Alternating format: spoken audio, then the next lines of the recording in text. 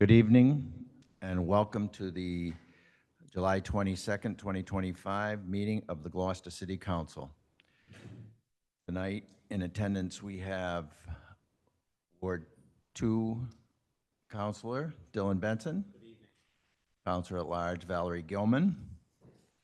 Ward 1 Councilor Scott Memard. Good evening. Ward 3 Councilor Marjorie Grace. Councilor at Large Jason Grow. Ward 5 Councilor and Council Vice President Sean Nolan. Myself, Tony Gross, as the Council President. And in attendance, we have from the city, we have our Mayor, we have Catherine Slichty, and we have Alex Kopelman, the Community Development Director. I shall continue on. Oh, and we have Grace Poirier, our City Clerk. Oh, sorry, Grace. Not writing your name down. This public meeting of the City Council is recorded on Zoom with a link that is posted on the agenda. If you are calling in on a phone, you can press *9 to request to speak. If you are watching on a computer or device, there is a raised hand button that you can tap or press to request to speak. Please use either of these options during oral communications to be recognized to speak, as well as public hearings. If technical difficulties arise and the Zoom link is interrupted during an in-person hybrid meeting of the City Council and a quorum is present, the meeting may continue after efforts have been made to reestablish the link. The minute shall note the interruption. It is the finding of the City of Gloucester that no individual shall be denied equal treatment or opportunity because of their age, ancestry, color, disability, including intellectual and mental disability, family status, immigration status, gender identity or expression, military status, marital status, national origin, race, religion, sex, or sexual orientation.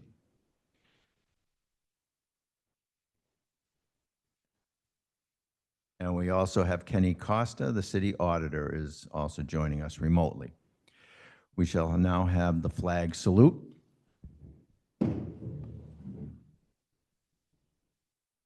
I pledge allegiance to the flag of the United States.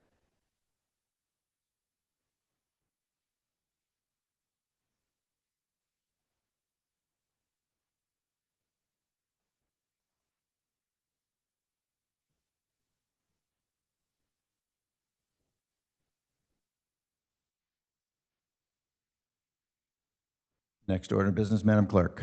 Oral communications. Public shall have an opportunity at every regularly scheduled meeting to be heard under oral communications on matters not appearing on the agenda. Oral communication shall allow any resident and/or property owner and/or business owner who has a request or complaint of any nature relative to city business to appear before the council. Make their statement without debate, and the City Council will refer matters to the office of the Mayor.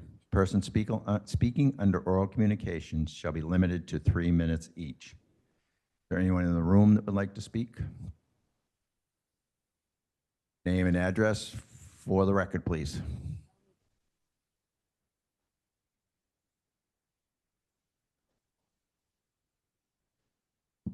Hello? Okay. Well, first, I want to pass these out. I want to do first.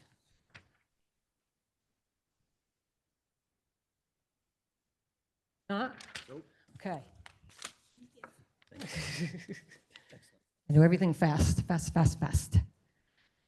Anyway. Okay. So you guys all have that. That's about the Emerald Forest. Wetland, downtown Gloucester. We only have 2 open spaces left. Patty, name and address first.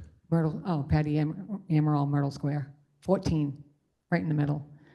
All right, right in front of this wetland. I just lost my concentration. Okay, so what we're trying to do, the neighbors, and we've been to like 8 Conservation Commission meetings, and we do not want a fence on the Myrtle Square side. This is where the animals come and go. If we're into starving animals, then let's put a fence on the Myrtle Square side. But if not, we need to not have that fence on the Myrtle Square side. We've had 8 COMCOM meetings, and we haven't been able to address this. And the next one is a couple Wednesdays from now, and I'm hoping that they're gonna say, you know, fencing on the Whistle Stop Way, where we know we have a lot of trash. And of course, that trash is generated from dumpsters overflowing and people littering and the barrels at the car wash overflowing.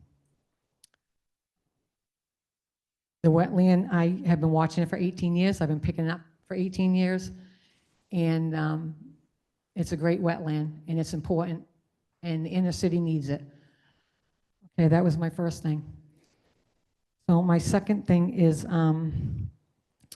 I talked to Dylan about the crosswalks and having dummies put at the crosswalks for safety. Me and my husband walk every day, and I don't even know I'm standing in front of you talking, because people do not stop for the crosswalks. We have Downtown Neighborhood Association is a new association. We'll talk about that more when we have our meet and greet. And we would like to have these dummies put at all the crosswalks that are needed. They cost $200 a piece. I looked up. I'm probably sure the city can get for it less. And we can put them at all those intersections that people almost getting killed. George's, Washington and Derby. The Downtown Neighborhood Association would like to be part of that. I've talked to Dylan about it in length. And because we live downtown and we know where it should be. The third thing I want to talk about is the splash pad that has been on 1 year for the downtown inner city children. The equality in the city is not working properly. I know that we put in a couple new playgrounds as I was struggling to get a handicap swing at Burnham's. This is not right. The splash pad not being on, this is not right for the inner city kids. The equality is not fair. It's not equal. And, you know, was over $1 million for the Magnolia Pier. I think that we can get the splash pad up and going for these children. 15 seconds. So I hope that you all agree with me on this, because it was up 1 year. I was on the open space when we put it on the, you know, did that grant, and it gave us a couple of check marks because we had a water feature, but it's only been working once. And that's just not fair. We put $200,000 into the Y splash pad, but yet the inner city kids don't have any place to cool off.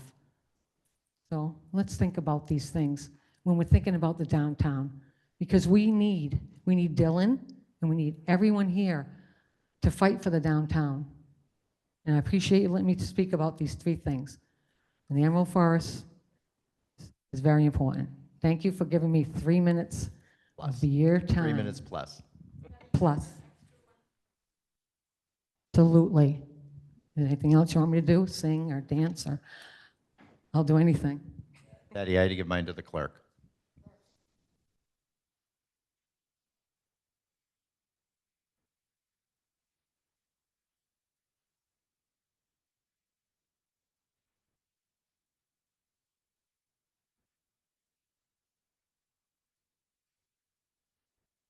Anyone else in the room that would like to speak at oral communications?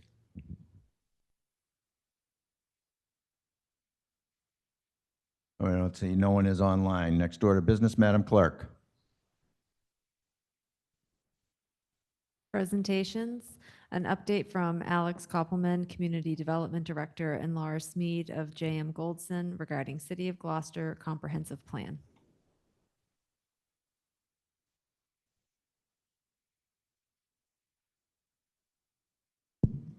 Good evening, councilors. So the comprehensive plan is something that I started talking about before I took office in the end of 2021, because as you're all well aware, we had the Plan 2000, which by virtue of its name at that time was 21 years old. And a lot of things have changed over the last now 25 years. So right away, we got cracking on this. It started with Dave Fields, our previous community development director. Alex took up the baton when he joined us, and we got Goldson into as a consultant to get things moving. And I've been quoted as saying the plan that's before us now is aspirational, actionable, and attainable. So there's a lot of great things in there. It has over 4,000 touch points from people for meetings in a box, meetings at City Hall, surveys, email, the web. So with that, I'd like to hand it over to Alex, who'll do a quick intro to the process from when he took over, and then hand it off to Goldson for the presentation. Thank you, Mayor. Good evening, councilors. It's good to be with you. So tonight we're presenting the final comprehensive plan after a 2-year long process. So as the mayor mentioned, I joined the city about halfway through that process around this time last summer.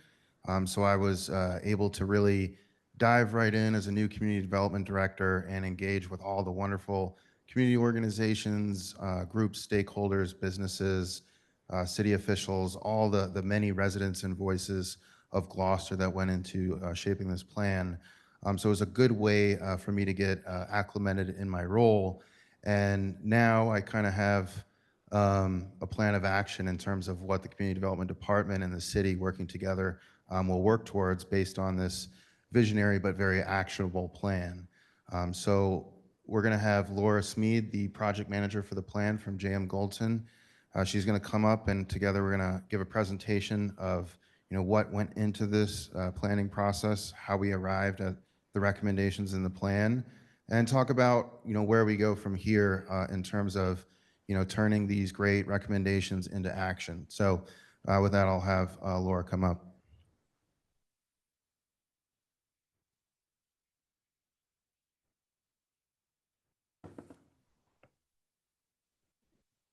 This on? Okay, good. Just have to talk into it. So first, I want to recap a little bit about what we've accomplished over the past couple of years. And then if you would like, we can certainly discuss the comprehensive plan and mainly also want to talk about next steps with you.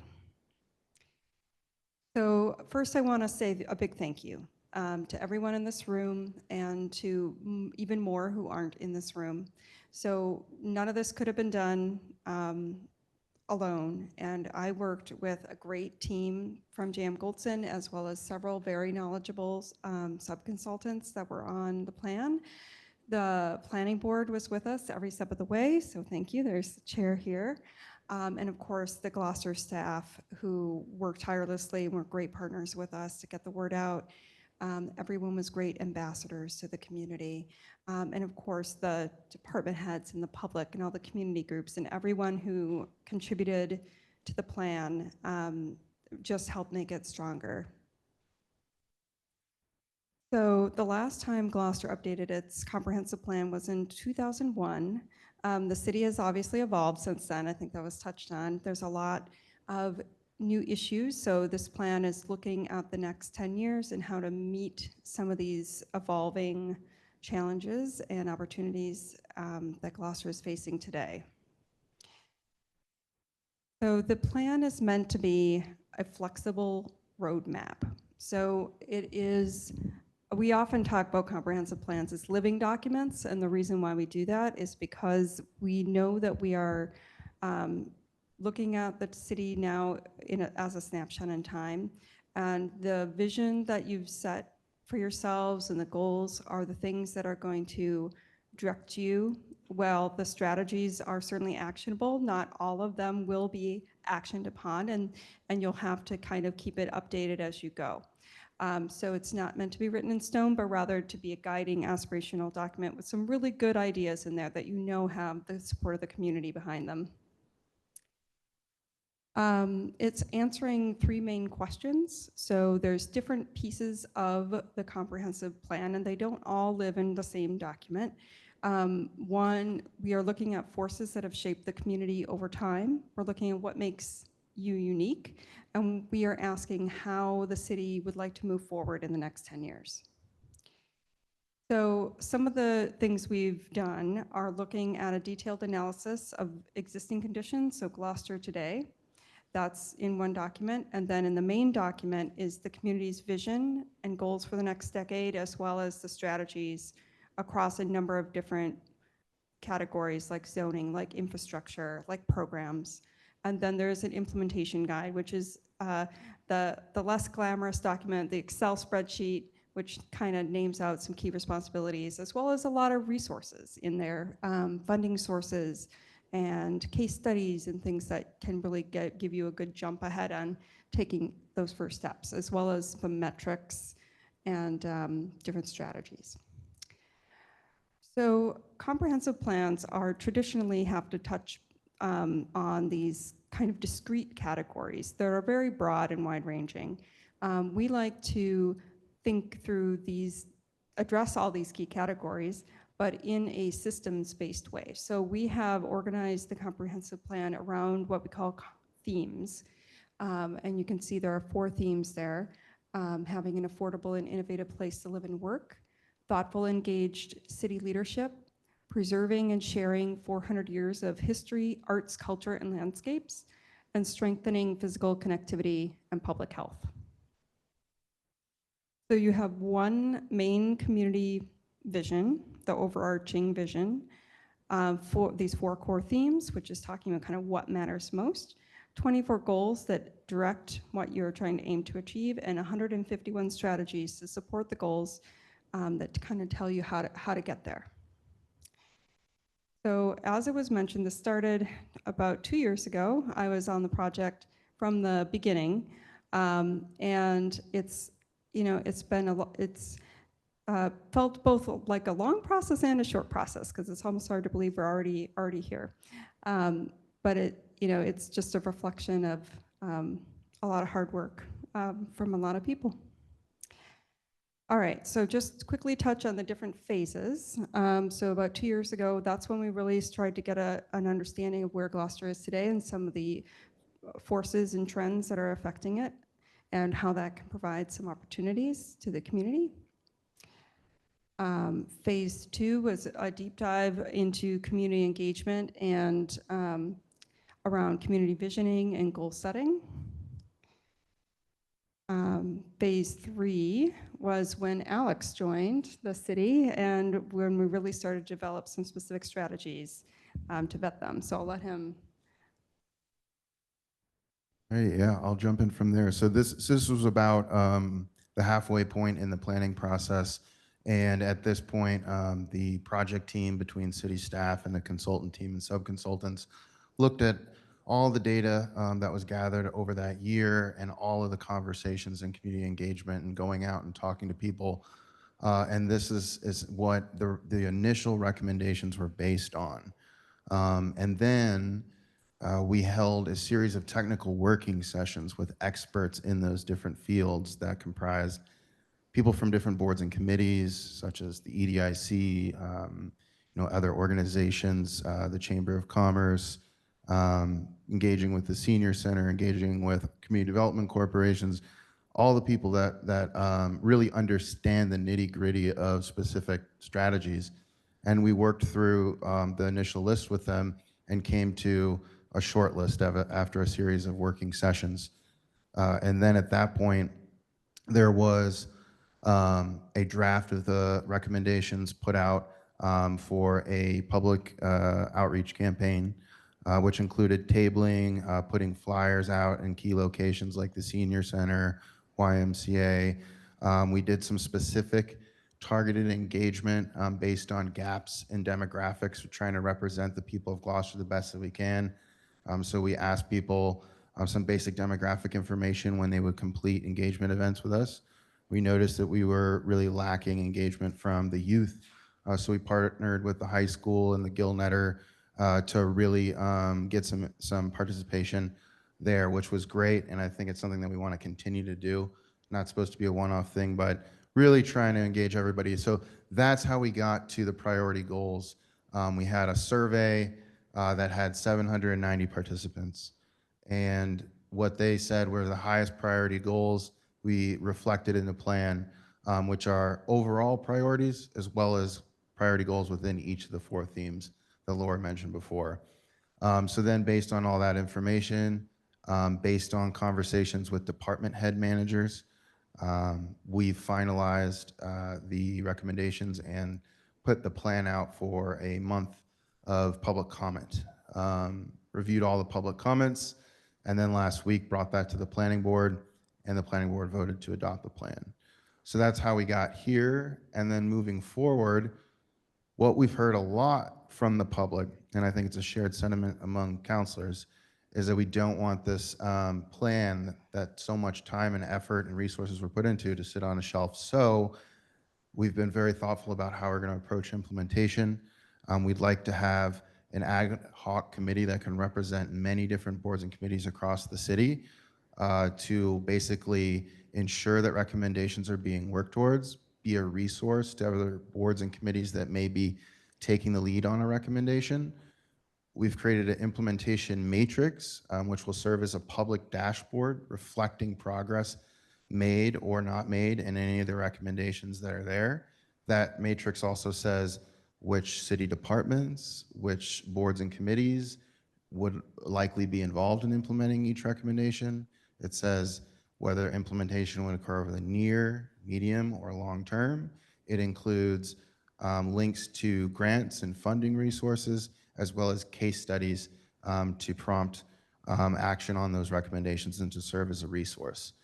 So that committee will report to the Community Development Department. We'll work with them each year to provide an annual report on the progress made in the plan. And I think that's a good synopsis of the whole process. Just a quick summary. I mentioned there was a significant public engagement carried out to determine the highest priorities for the plan. So that was done overall as well as within each theme. The overall highest priorities based on public input were to upgrade public infrastructure like water, sewer, roads, schools, and recreation facilities. There was strong support for really developing the city's walking and biking infrastructure and promoting health through that, as well as to support a comprehensive transportation network that really guides people to key destinations and provides better safety, and to increase community participation by improving access to decision-making processes, centralizing information, and strengthening communications. So the four themes also had top priorities. In the first theme, the top priorities were to adopt policies to promote housing stability for residents at all stages of life and income levels. Business diversification to attract diverse industries to provide fiscal balance and security through expanded living wage jobs. In theme 2, it was again to look at upgrading public infrastructure. So that was the top priority overall as well as within that theme. And then theme 3, it was looking at how to advance historic preservation and reusing historic buildings and landscapes to honor Gloucester's heritage. And under the fourth, again, to develop the city's network of walking and biking facilities. So throughout this process, we engaged nearly 4,000 members of the public, which in my experience, and Laura has said in her experience as well, that's really good. That's really good engagement numbers. And it's not like we're taking a vote of every single person in the city, but it is a great poll that we did to try and hit every demographic that we possibly could to represent voices the best that we could. And this is something that's going to continue. Recommendations in this plan, if they're acted upon, are going to require further public engagements. This is an ongoing conversation. Here's a summary of all the engagement that we did. We tried to meet people where we are at.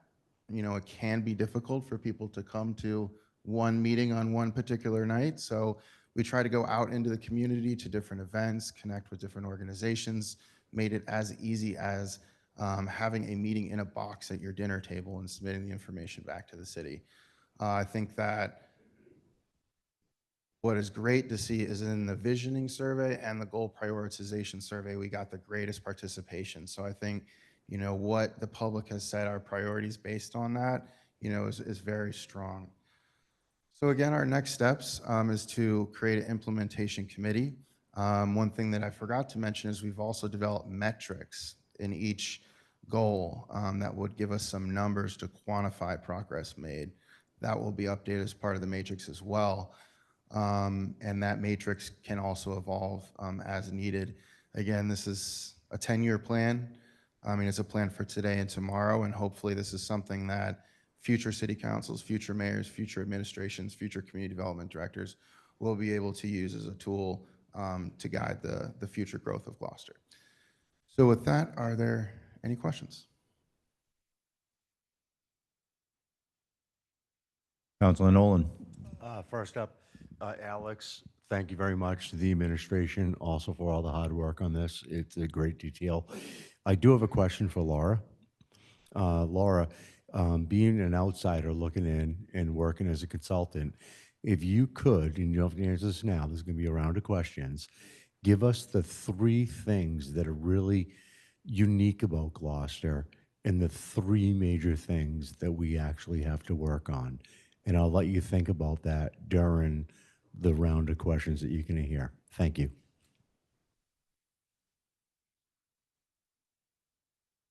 Councilor Gilman.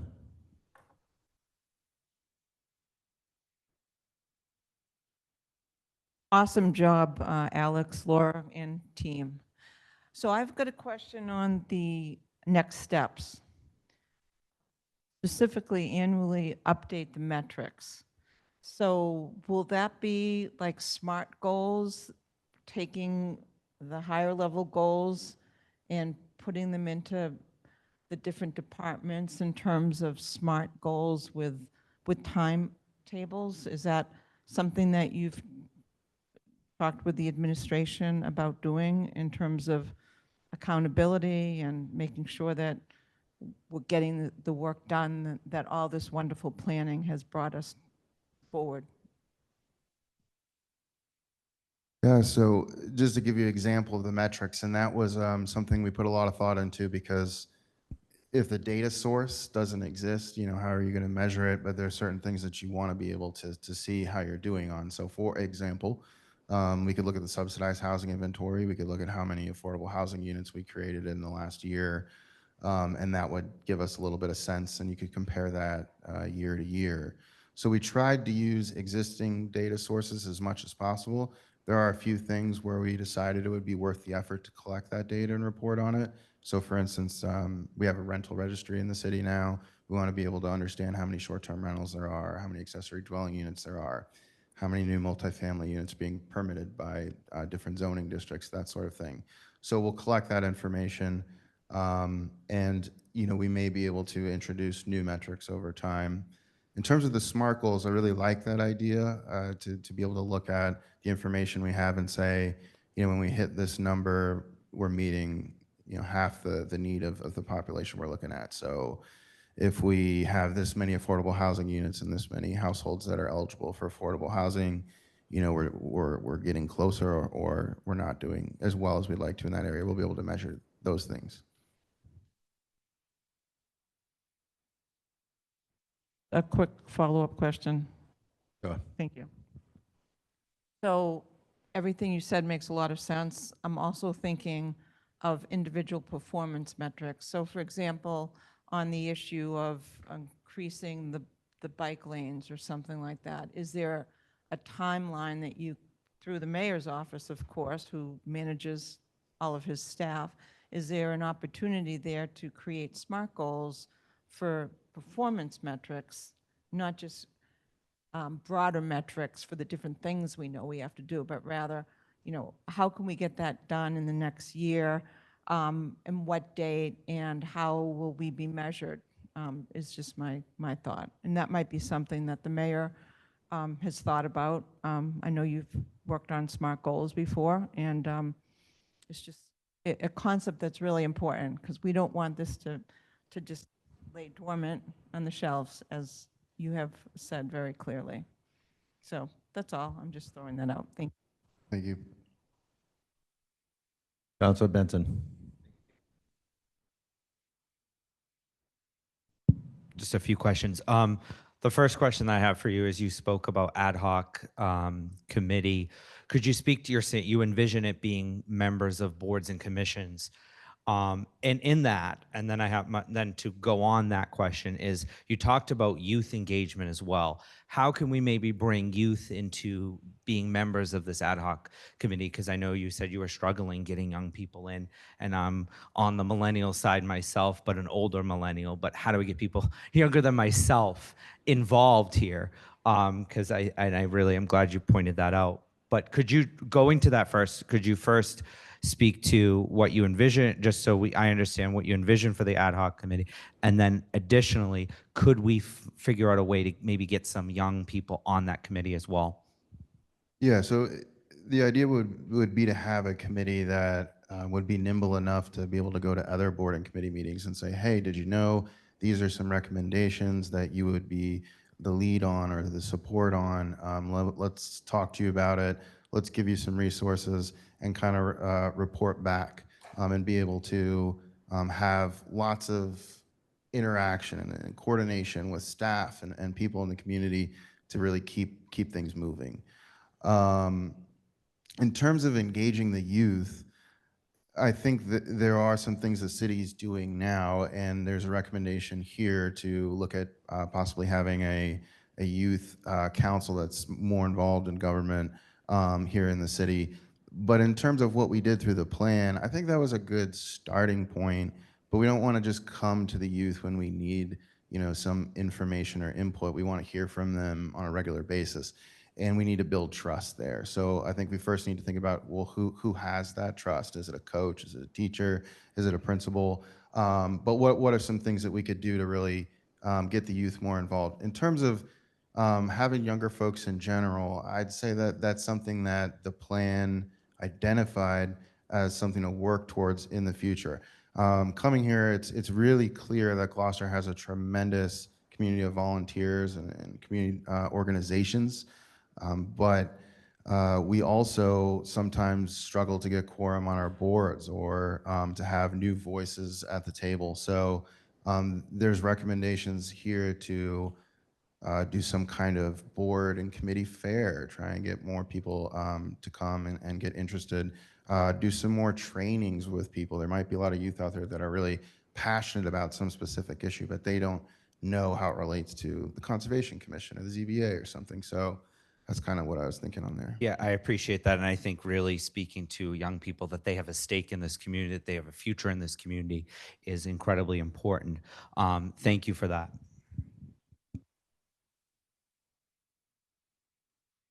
Councilor Grow. There we go. Thank you very much for the presentation.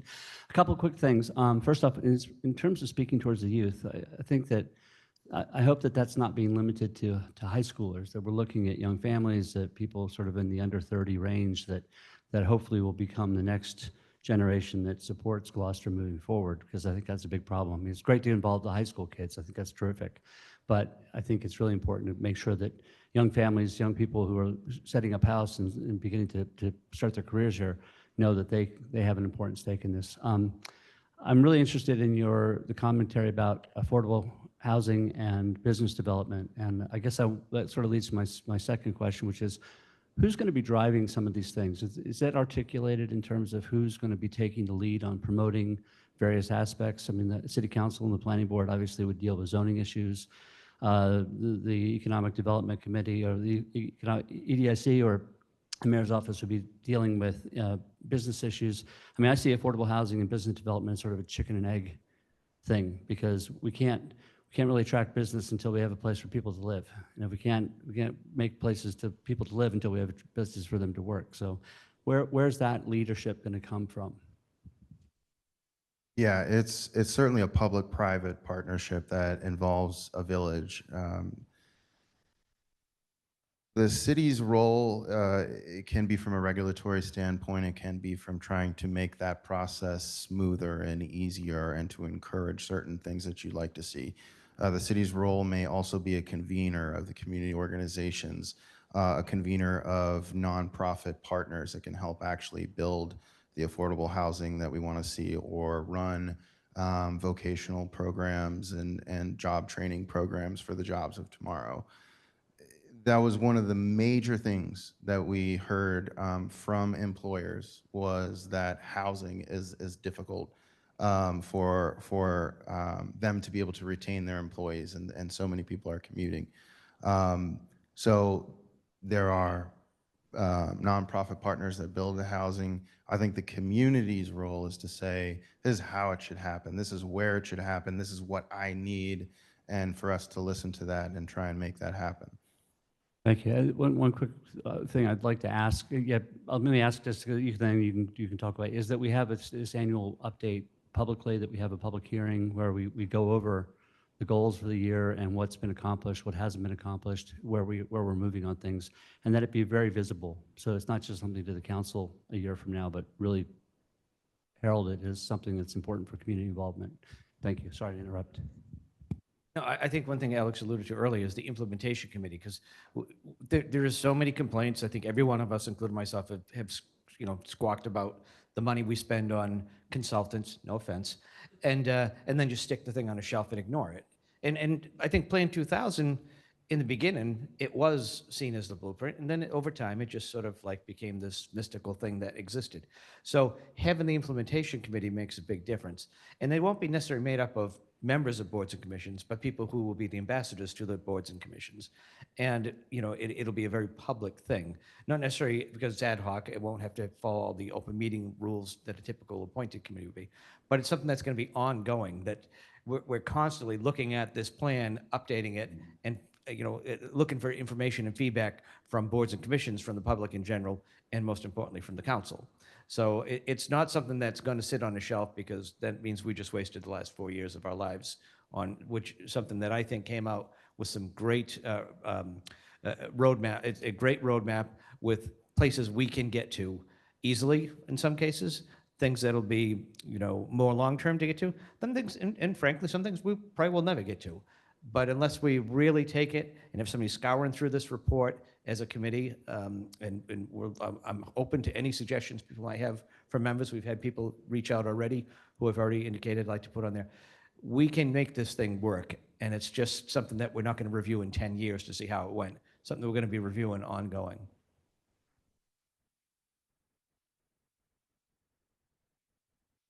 Just like to point out that the Plan 2001, as it turned out to be, had a planning and implementation review committee on it that was very active for a while, but that was, for at least the first half a dozen years, if not the first decade. It was very active, and it had very large meetings with all the boards and commissions on what was going on. So I think we can look back at that and see how that worked, and see what members they had on there. I represented the schools when I got off the school committee on that committee.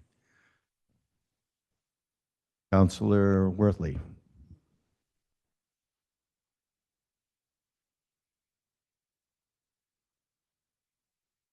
One, two, there we go. Thank you, Mr. President. Thank you to the mayor for spearheading this and this initiative, and Alex, Laura, sorry, thank you. And also, I see Rick Noonan here as the chair of the planning board. I know the planning board plays the key role in all of this. So thank you to all of you and all the volunteers that came forward, not volunteers necessarily, but members of the community who participated in this. I also think a thank you to the taxpayers, right? When you think about the costs of this, I think it was $350,000 taxpayer money. Everyone has a shared interest in the results of this. So thank you to everybody that was participating in this and contributed. As I'm giving credit, I reminded of a comment that was made at Oral Communications in, I think it was March of 2021. It was Valerie Nelson, former Ward 4 City Councilor, who said basically the same thing you said, Mayor Ferg, that it had been 20 years since the Plan 2001 had been finished, and that we should take the time to be thoughtful and look at the big picture stuff and vision. So she initiated that, and the mayor responded to a request that the council made to initiate this. Thank you for that, but also thank you to Valerie. Mass General Law 41D is the law that charges cities and towns with doing this. And it ends with a part that says, if you adopt a plan, you must have shall have, I'm sorry, an economic development supplement on file if we're going to apply for any grants. Have one already, and that could suffice with just an updating. And if not, then we need to create one. It says it could be as short as 1 page, but the question to you is, do we have one? Or is there an expectation to produce one? And I'm not sure if you'd like me to read the section of the state law that says that, but it's a requirement. If we have a master plan and apply for grants, we must have an economic development supplement attached with this.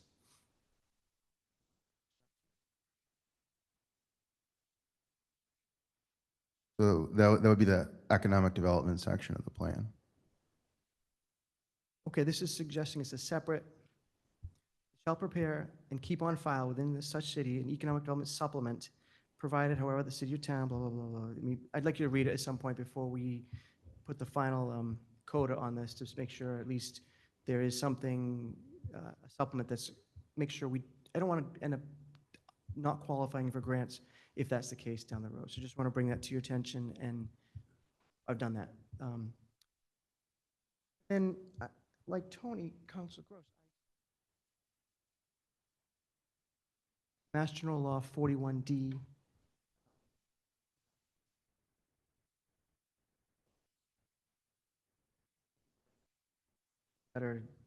It's after letter G, it's at the last paragraph. Like Councilor Gross, I had the opportunity to serve on the Plan Implementation Review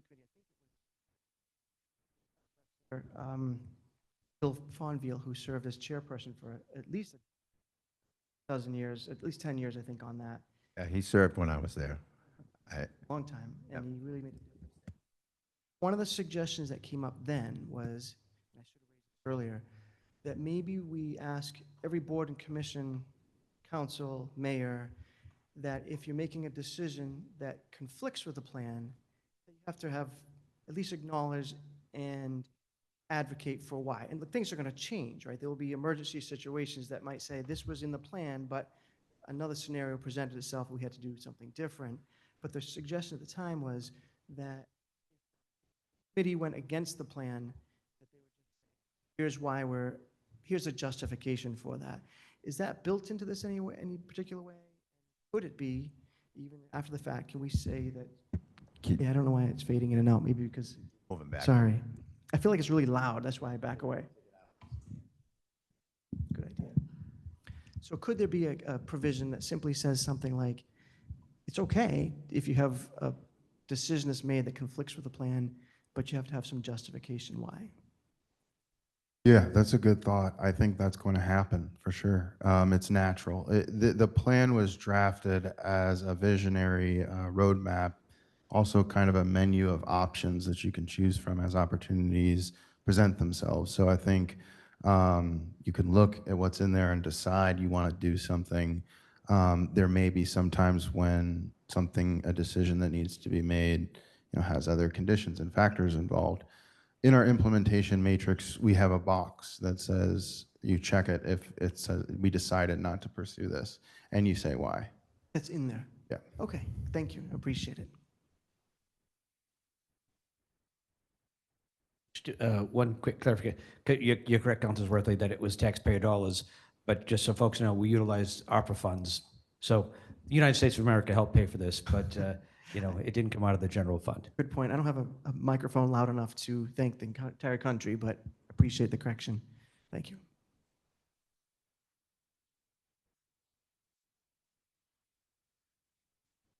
Councilor Memard.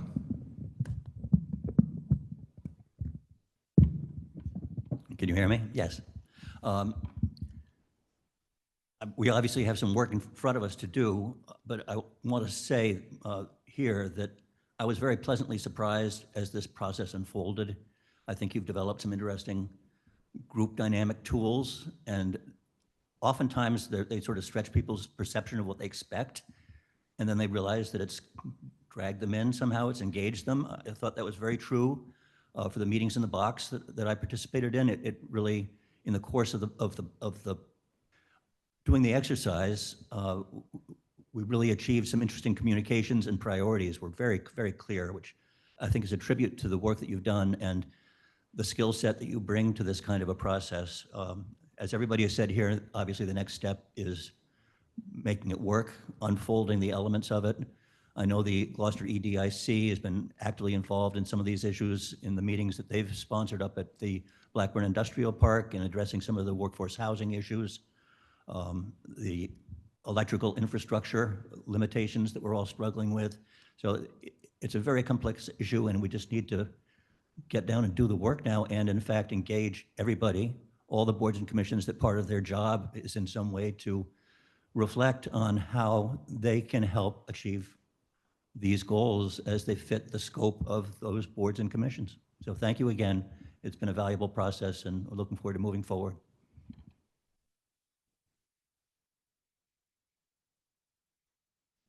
Any more questions? Oh, Councilor Grace.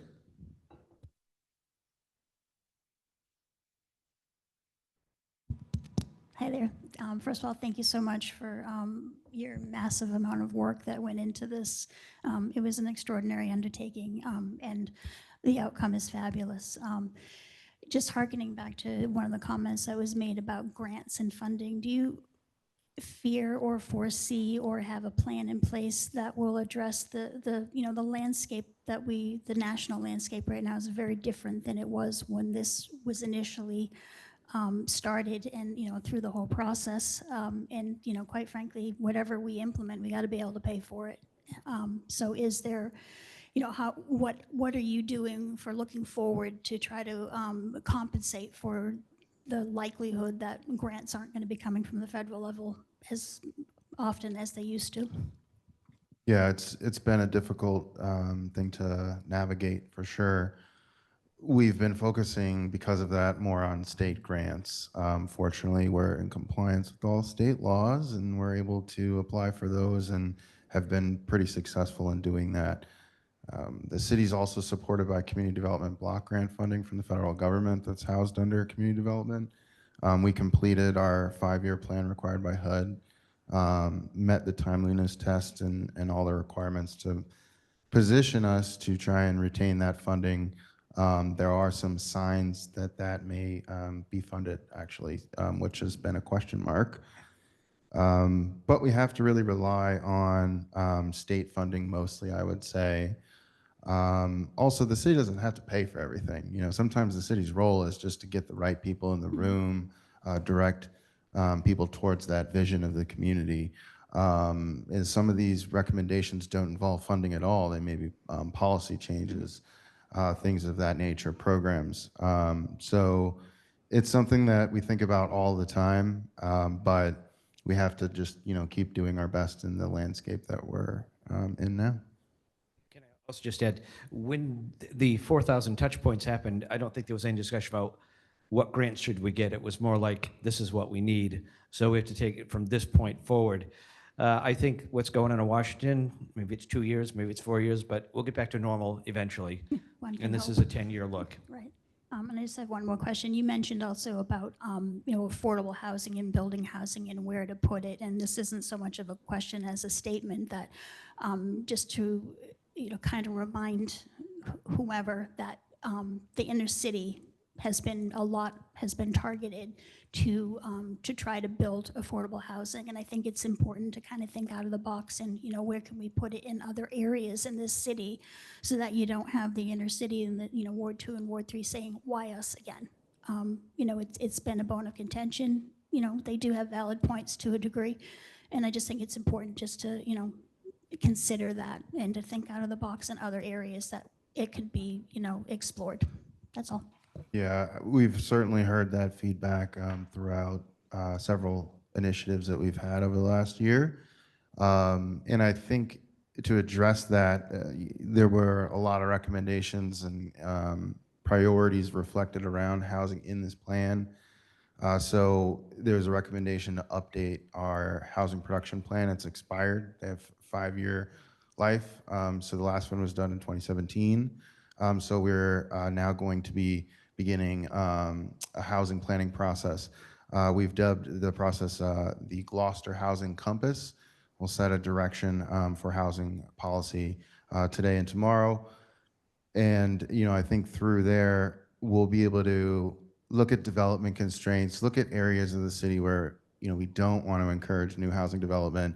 We're a very unique and dynamic place. There's a lot of development constraints, protected areas that aren't sewered. Where do we want to invest in infrastructure? Where do we want to encourage growth?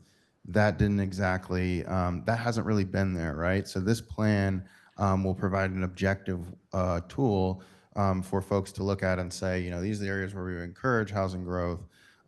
This is also a venue to have community discussions about, different places that people have been talking about, changes that need to be addressed by the city in some way. And it's a proactive way for the city to say, okay, this is how we want to grow. This is where we want to grow, rather than reacting to, new requirements or, development proposals that aren't aligned with the city's vision. That's some fabulous stuff that's in the works now going on for affordable housing. It's exciting to watch it. Thank you. Thank you.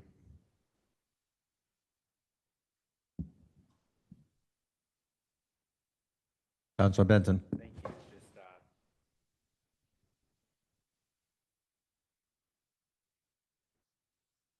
Hello? Okay. Two quick questions. First, to Mayor. I remember when Catherine joined, you had an interview on, I think, a local sports radio, and you spoke about the struggle of bringing in businesses, speaking to this.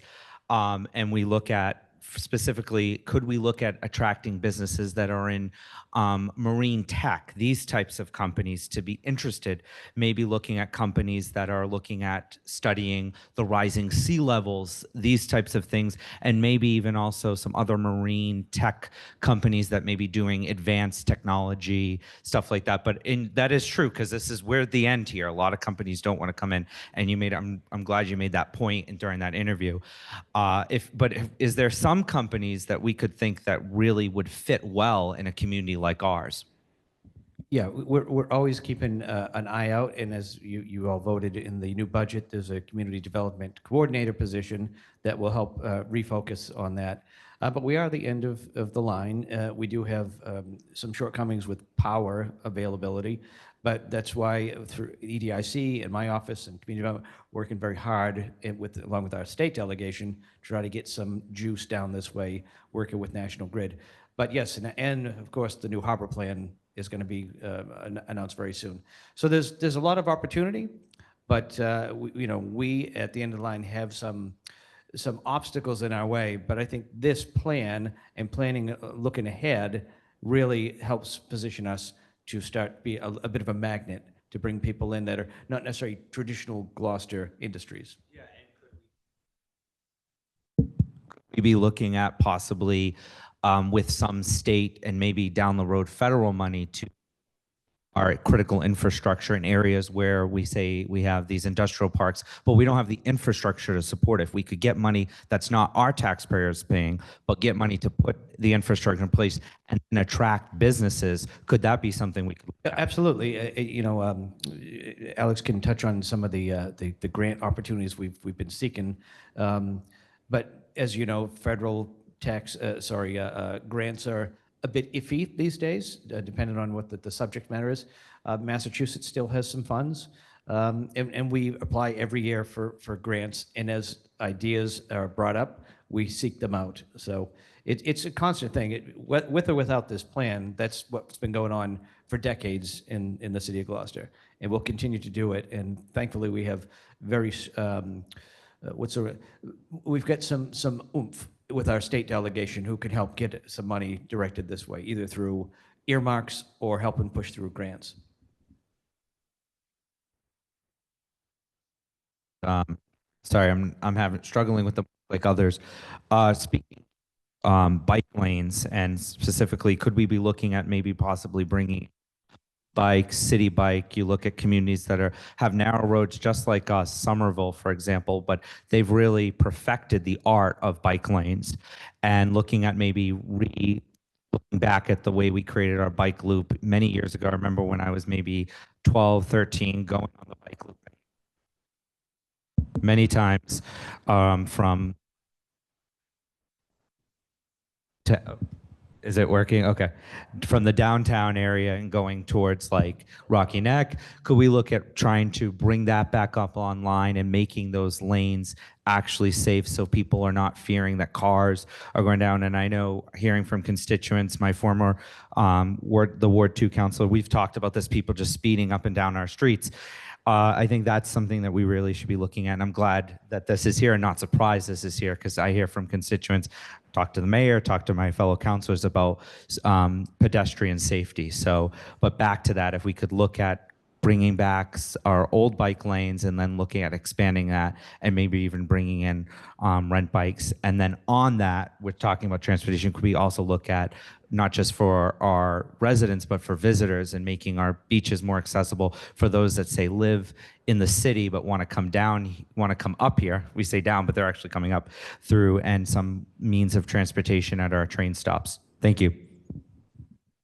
Yeah, so there's a recommendation in here to pursue a bike and pedestrian plan at some point, and that is really what you need to comprehensively look at, you know, where are the connections, where are the opportunities, how much width do you have in these different roadways that you want to look at, attract grant opportunities that could pay for blue bikes. There's actually quite a bit of blue bike funding out there right now. Currently, the city is pursuing updating our ADA plan that has a lot more to do with walking safety and making it user-friendly for people of all ages. And I think, you know, when we get through that, it may be time to look at a bike ped plan. In terms of what we currently have, our open space chair and our public works director have done a great job looking at revitalizing the bike lanes that we have. There's bike lanes on the Boulevard, on Main Street, on Rogers Street, on Essex. So we're coming there, and you know, as you mentioned, we have a train station, so it makes a lot of sense to try and, you know, use that and improve our first mile, last mile, also really building on the great success that Kate has had with on-demand shuttles and things like that. I think biking is incredibly important. Bike and pedestrian safety and infrastructure is incredibly important for getting around, but it's also great for your public health. And I think it's a big thing for a tourist economy.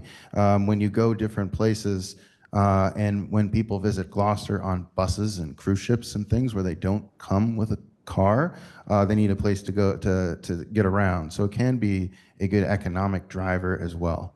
No, and lastly, and I won't keep Council President, is that it's great that we also have that water shuttle to take people to the great restaurants in Ward 1. And lastly, I do want to say I appreciate that you spoke to the accessibility and making our city more accessible for people of all walks of life, people who are using wheelchairs, et cetera. I appreciate that, your mayor, your efforts on that and making our city as accessible for all people. So thank you. Councilor Grace. I had a thought. Not too long ago, a consultant was hired to do a parking study. Is there any thought, or has there been, you know, any kind of tying these two things together? Yes, I have reviewed the parking study. I think there are some good recommendations in there. Some things that we could do to try and encourage the better use of existing spaces. And I think that study supports some recommendations that get at that in the plan, as well as informing efforts that are underway now to establish a wayfinding system for downtown, understanding traffic patterns and where people park. And do you want short-term parking in an area to turn new customers over for businesses, or where do you want to make parking potentially less expensive so that people are rewarded for parking further away and walking, things like that. Thank you. Thank you. I think, you know, all that talk about bike lanes, I think we also have to take into consideration safety of the bikers. You know, our roads, and being a former bike rider, it was sometimes I would leave friends and say, well, I'm taking my life in my hands, I'll see you. And so that's a real consideration in Gloucester too, that we need to acknowledge and recognize that we don't want to put false expectations that put people at risk. All right, Councilor Worthley. Yes, just one question. Again, thank you. When we did Plan 2000 Plan 2000, and then it became Plan 2001 because it took us a long time. Expectation was that it would be updated in 10 years.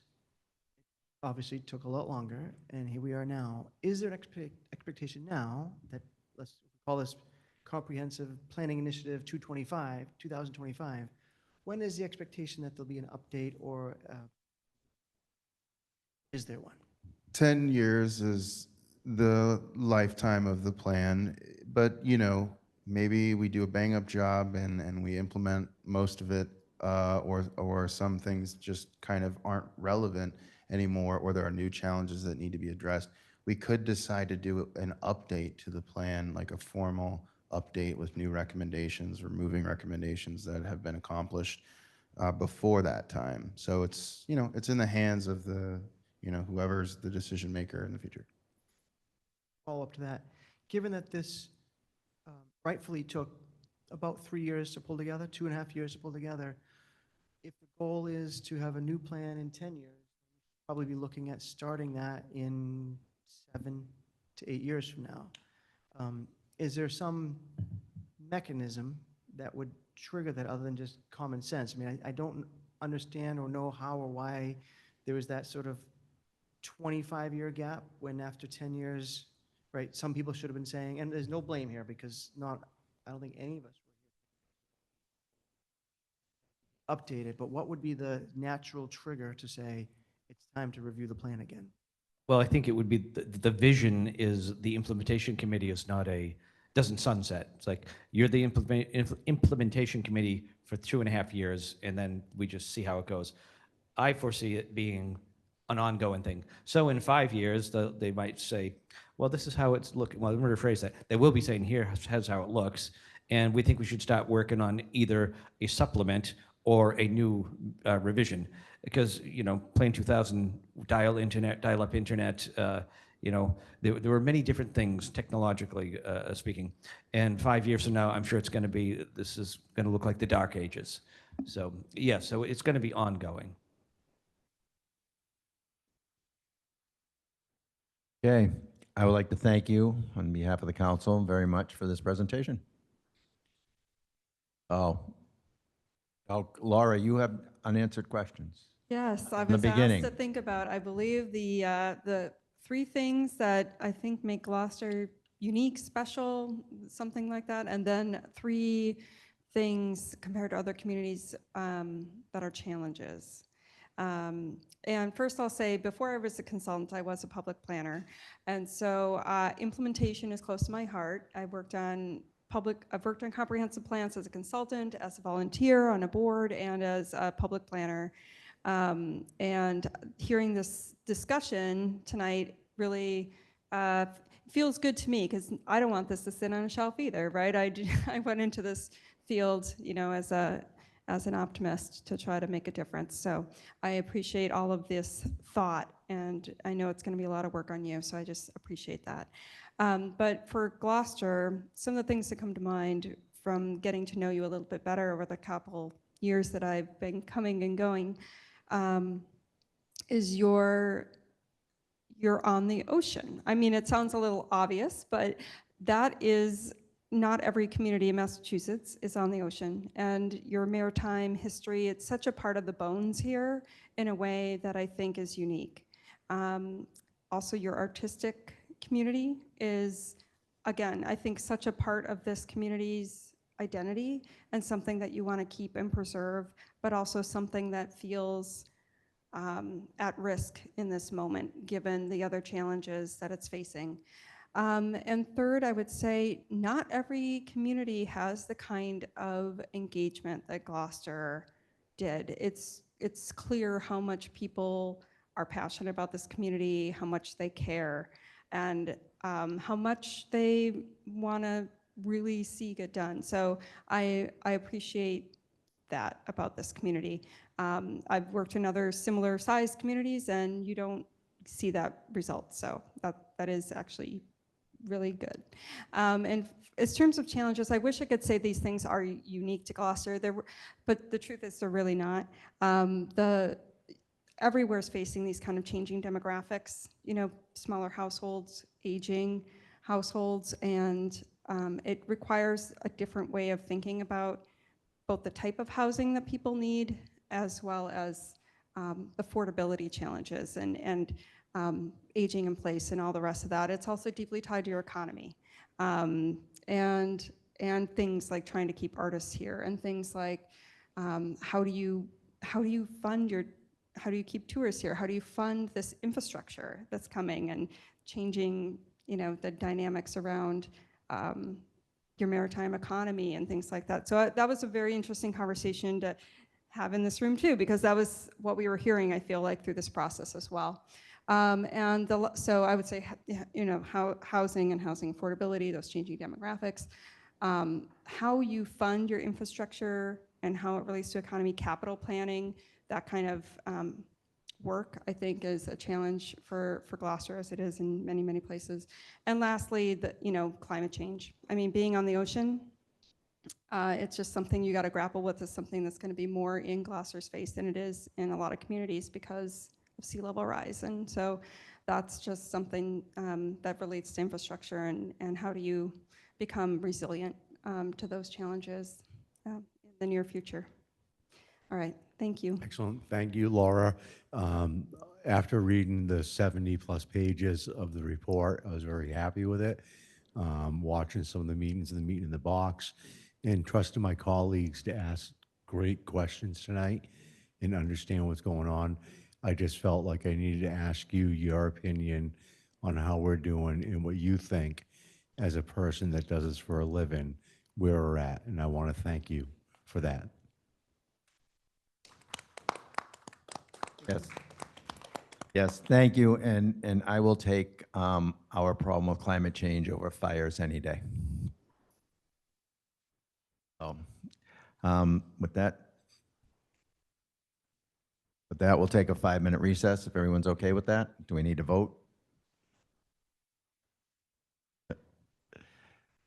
And 5-minute recess.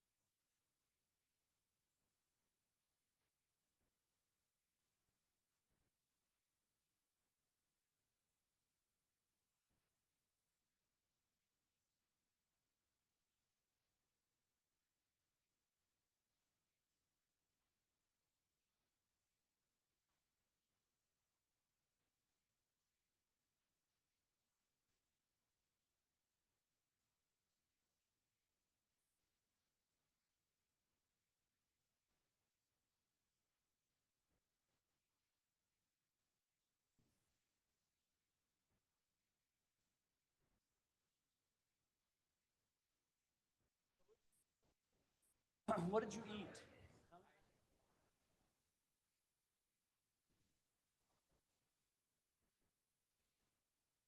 Barcelona, I ate like.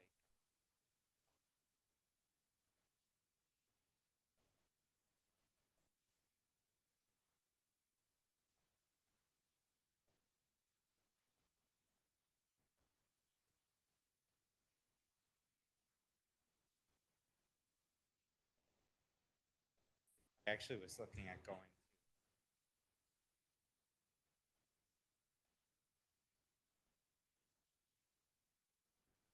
Look, I got stuck here.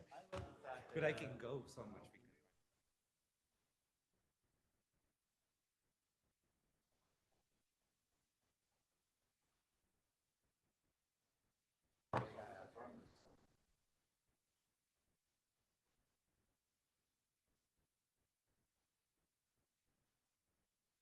Not too late.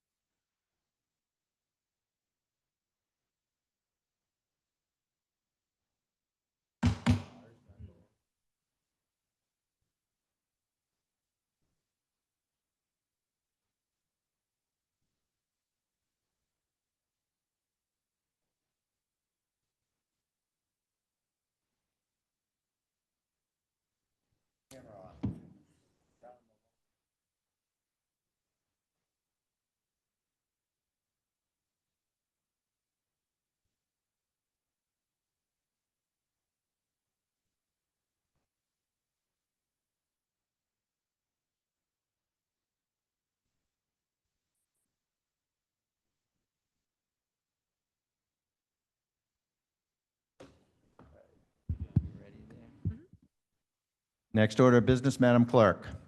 Confirmation of new appointments.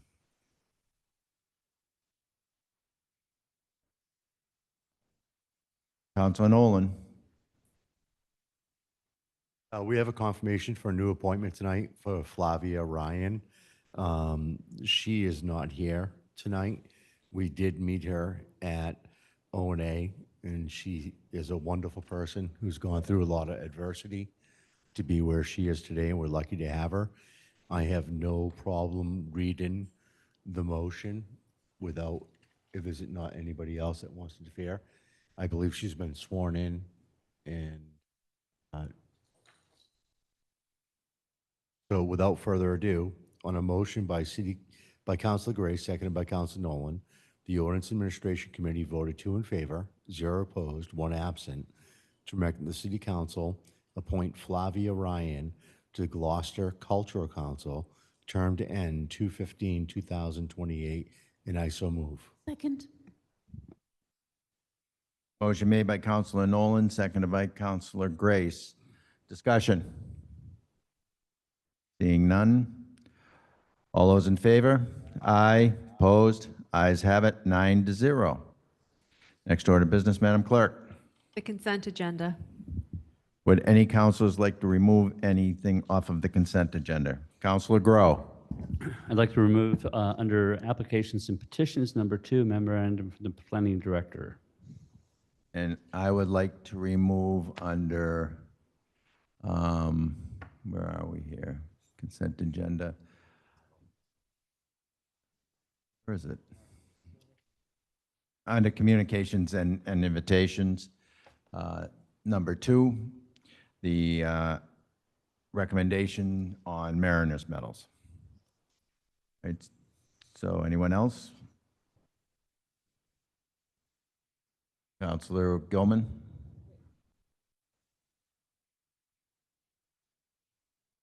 I'd like to remove the home rule petition.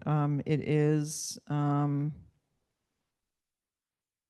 memo from the General Counsel regarding a private road home rule petition to be referred to O&A. Thank you. Number 3. Thank Okay. you. All right. Motion to accept the consent agenda is amended. Second. Motion made by Counselor Gross, seconded by Counselor Gilman. Discussion. All those in favor? Aye. Opposed? Ayes have it, 9-0. Well, I guess in the order of business, it's Counselor Gilman. So with your permission, I'd love just to hear from Mayor Verga just for a minute to tell us what this is, because a home rule petition is something it would be helpful just to know about. I know it's in the packet, but I thought it would be helpful. So authorize that. I thought that would be helpful. He's here.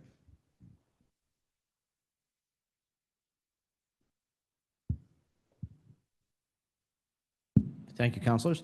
I've spoke to some of you. I didn't get to all of you. So you recall, those who were in the last council, you voted for some changes to the ordinance related to private roads, and there was a priority list of, say, connector roads or roads that lead to public facilities, things like that. We still do not have the ability to spend public money on private roads. As a matter of fact, recently MMA did another Zoom meeting about private roads. I'd recommend you all take a look at it. So no change in status. But somebody brought to my attention that we always have the opportunity to ask the legislature to give us an exception to a Mass General law. So that is what this home rule petition seeks. And if you've read the home rule petition prepared by Susan Egan, it aligns with the ordinance changes that were made in the last session. If you vote to adopt this after it gets through the O&A committee, it goes on to our legislative delegation, and it's discussed there, and hopefully they will give us that relief. But it is not a guarantee. But this is sort of the last opportunity we have to try to give a little relief to the private road owners. Thank you. I was just going to move to refer. Yeah, I guess so. Okay. I'd like to move to refer the memorandum from the General Counsel regarding a private road home rule petition to O&A. Motion made by Counselor Gilman, seconded by Counselor Memard. I have a quick question. I thought we already accepted this. I would move that. Pulled it off the agenda, off the consent agenda. I thought we had already accepted 6N, but never mind. Okay. All those in favor? Aye. Opposed? Ayes have it. Counselor Grow. I'd like to make a motion to waive notice to abutters in accordance with GZO Section 1.11.4B and set the public hearing date to Tuesday, September 9th, 2025, and vote to refer to P&D and the Planning Board. Motion made by Counselor Grow, seconded by Counselor Nolan. Discussion. Just that this is a large zoning change, and typically those do not necessitate individual outreach to the abutting neighborhoods. Thank you. All right, all those in favor? Aye. Opposed? The ayes have it. 9-0. Okay, now I pulled item number 2 off of communications and invitations.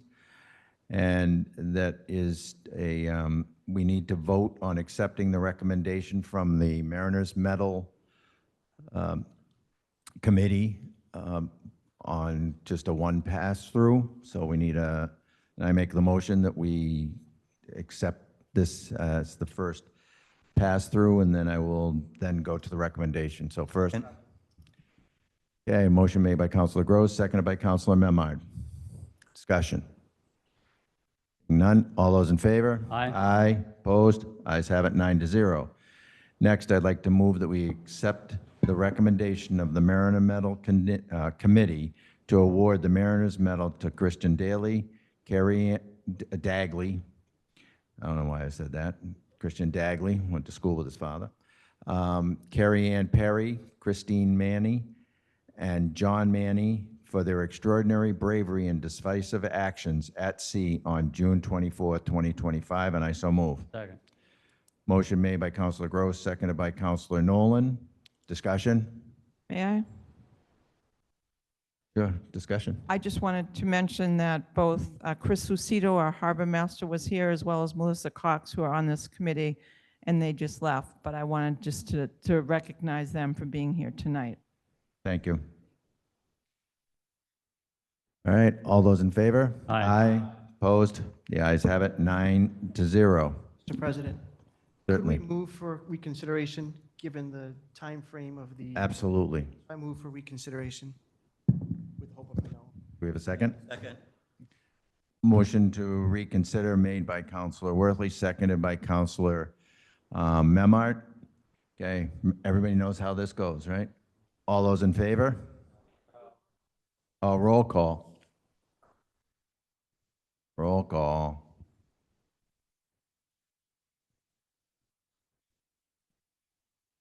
Oh.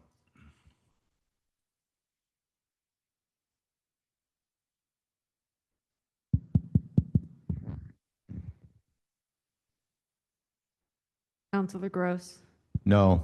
Counselor Grow, No. Counselor Majota, Counselor Memhard, No. Counselor Nolan, No. Counselor Worthley, No. Counselor Benson, Nay.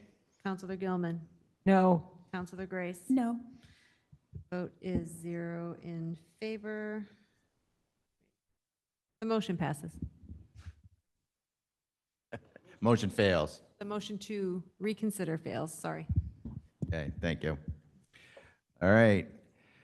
Next, we have a unanimous consent agenda item, and that is a vote to approve the letters to the Teamsters Local 25 and to Republic the first time they appear in front of the city council. And I so move. Second. Motion made by Counselor Gross, seconded by Counselor Grow. Discussion.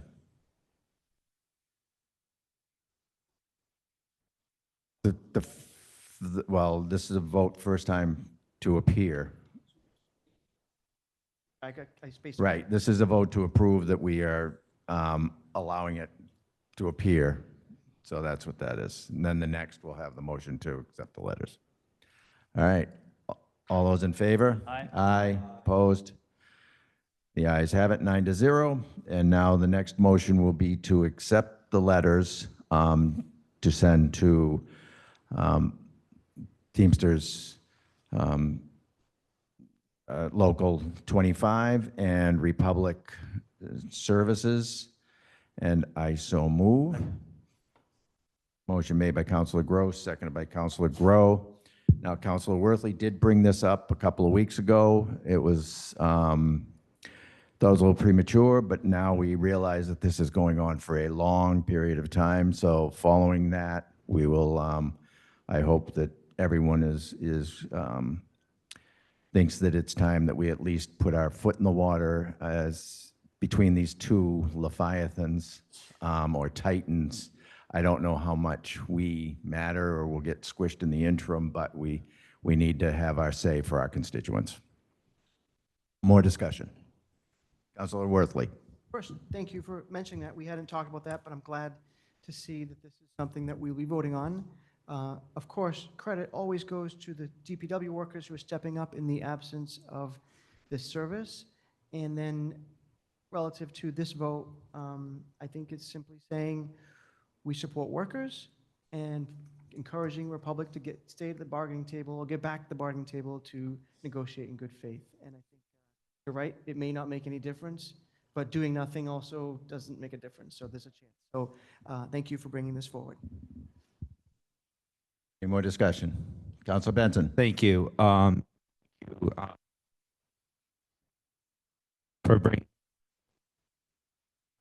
I didn't do anything to it, I guess. You have to Yeah. hold it with love. I'm paying for this microphone. Ozzy, man.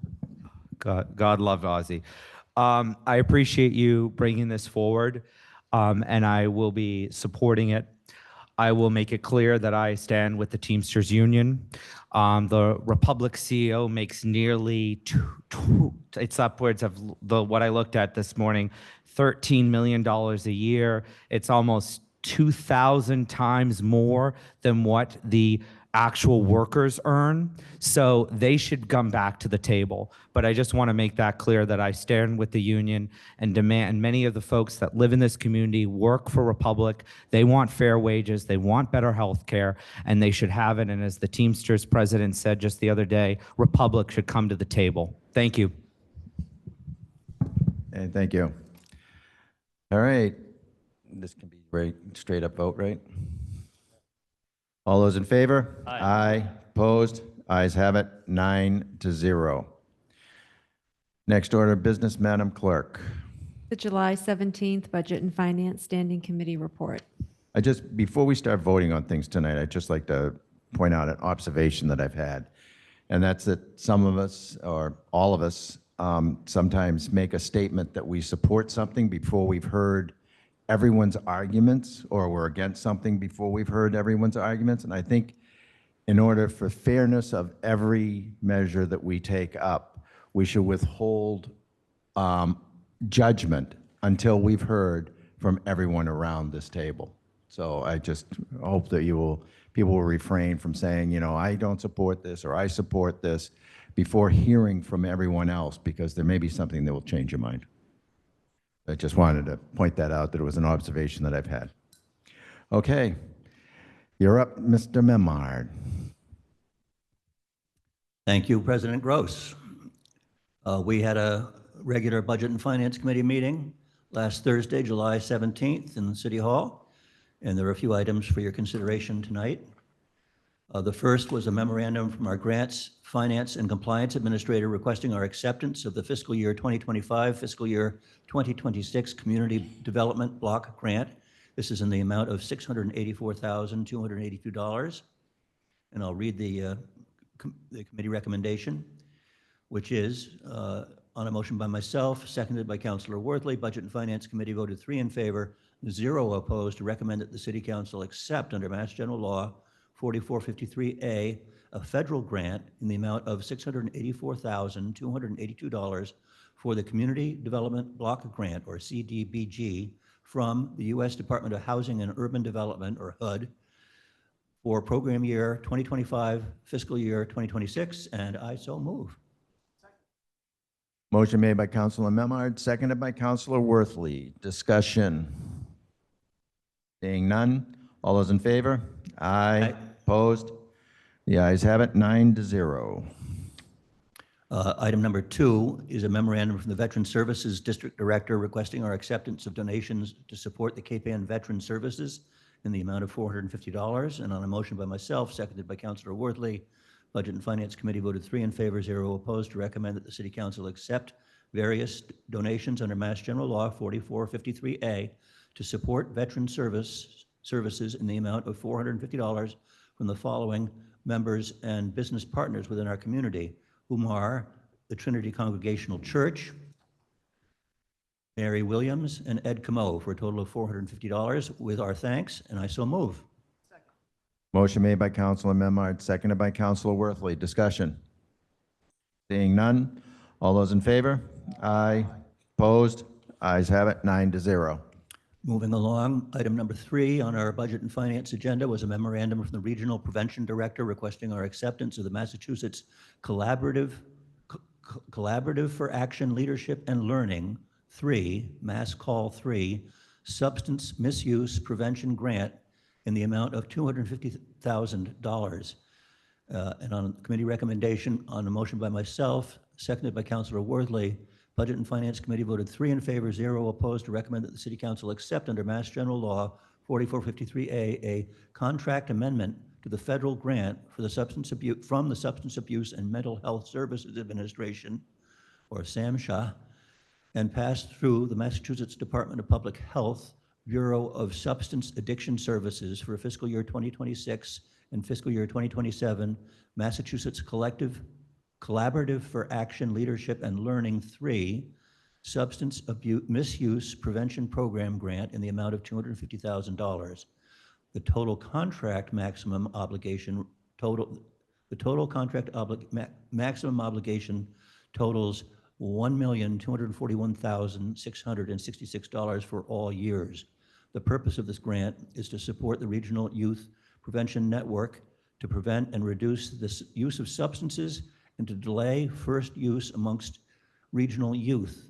The fiscal year 2026 grant period for expenditure of these funds is $125,000 from July 1st, 2025 through June 30th, 2026. The fiscal year 2027 grant period for expenditures of these funds is again $125,000 from July 1st, 2026 through June 30th, 2027.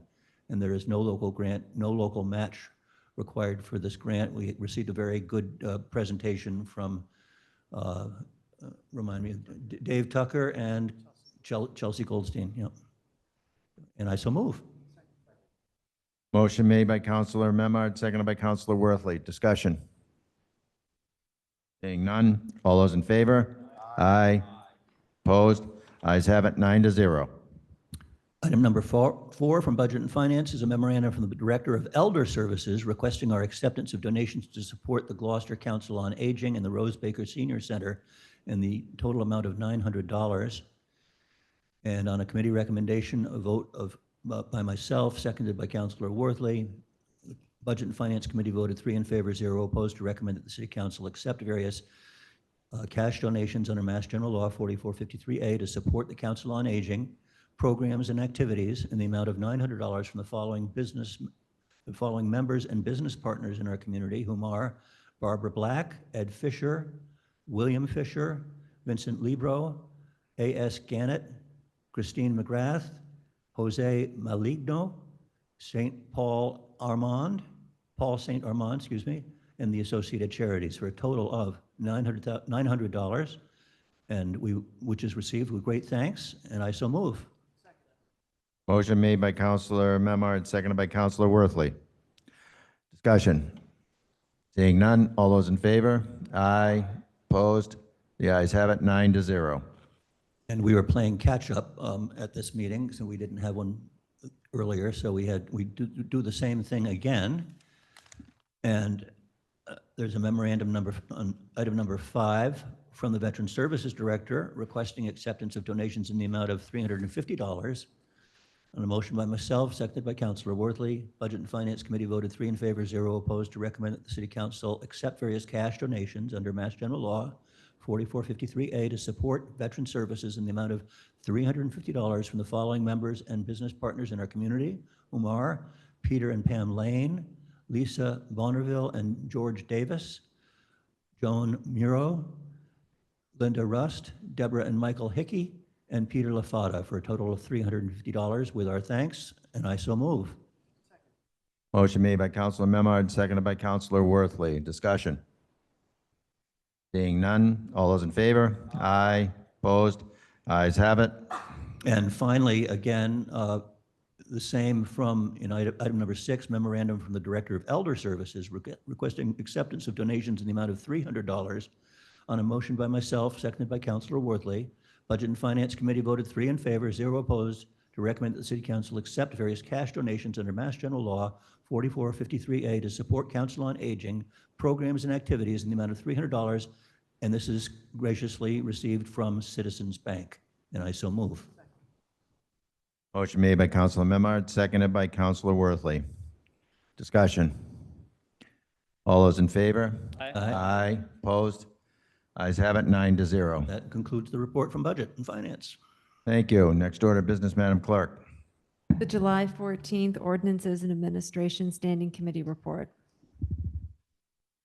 All right, so we have number 1 on a memorandum from the city clerk regarding appointment of election officials for September 16th, 2025 preliminary election, and then number 4, 2025 general election.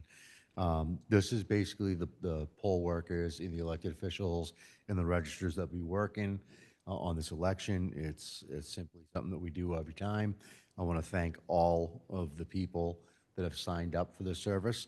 And with that being said, on a motion by Councilor Gray, seconded by Councilor Nolan, The Ordinance Administration Committee voted 3 in favor, 0 opposed, to recommend in accordance with MGL, Chapter 54, Section 11 and 11B, that the City Council confirms the appointment of election of officers as recommended in a memo from Mayor Verga to the City Council dated July 11th, 2025, and I so move.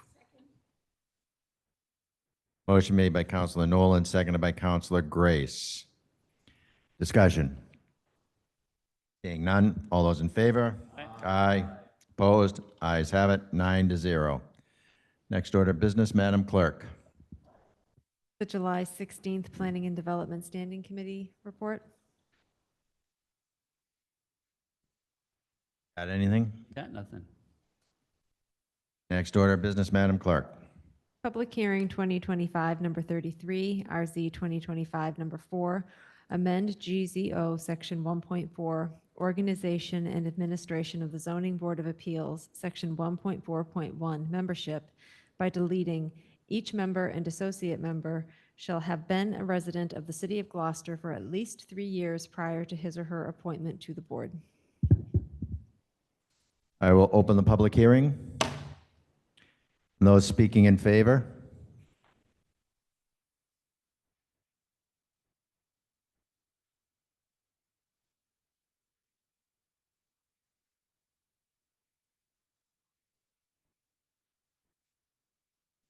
Good evening, counselors. Catherine Schlichty, as you know. I'm here, this was a little odd. It had to go to both ONA and BNF because this is in the zoning ordinance require, the makeup and composition of, pardon me? Thank you, ONA and BND.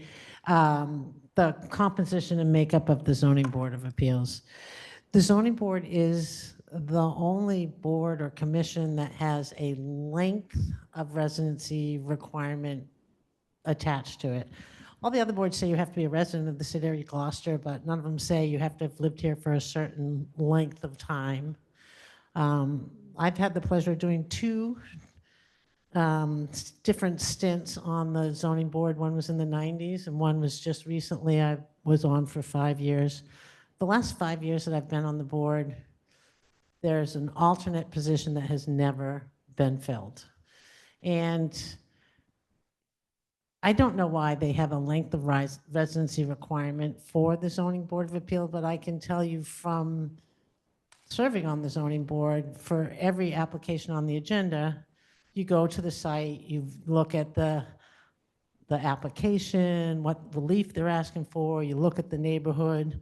There's been many neighborhoods that I've been in because of an application I've never been in before, and I've lived in the city most of my life. So I don't know if the residency requirement really adds any value to the quality of a membership, of a member. But it's just one more hurdle to get around when trying to fill some of the positions on the board. So the mayor's requesting that length of residency requirement be removed so that zoning board has parity with all the other boards and commissions in the city. Okay, thank you. Anyone else want to speak in favor? No one is speaking up from online. Anyone who would like to speak in opposition? Do we have communications? Yes, the council is in receipt of a communication from Attorney Joel Favaza, who is speaking in opposition to this proposed amendment. Thank you. Now we are at questions from the councilors. Yeah. Councilor Worthley. Councilor Gilman, if you'd like, she had her hand up. Thank you, Catherine Schlichty, Henry, sorry. Do we have a comparison to other cities and towns in Massachusetts? Are we the only one that has a residency requirement as far as you know? I'm doing some searching. I see a couple that do, but do we have a comparison on what the average might be or anything like that? Quite a few have residency requirements. I don't know of any that have a length of residency. I found one that has a 12-year residency. I can't remember where it is, though. I've got a lot of information I'm reading and trying to research. There are other cities that have 1 or 2, and then there's a 5, but I don't have an average for the state. So, and there is a commission that doesn't require residency, by the way, in the city of Gloucester. Neither here nor there. It'd be a good trivia question someday. Do we have any understanding as to why or when this came in as an amendment to the zoning code? Did it come in 1969 when the whole code was created, or was it an amendment added at some point? And do we have any rationale behind that? Yeah, I'm sorry, I don't have that information for you. I guess that question could be to anybody in the council that knows if this was amended at one point to add a residency requirement, or if it came in as such.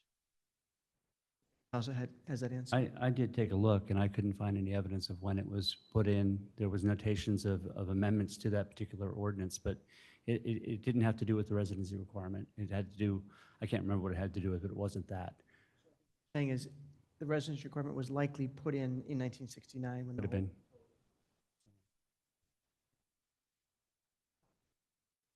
I have concerns, but they're not questions, so I'll bring those up. Counselor Gilman.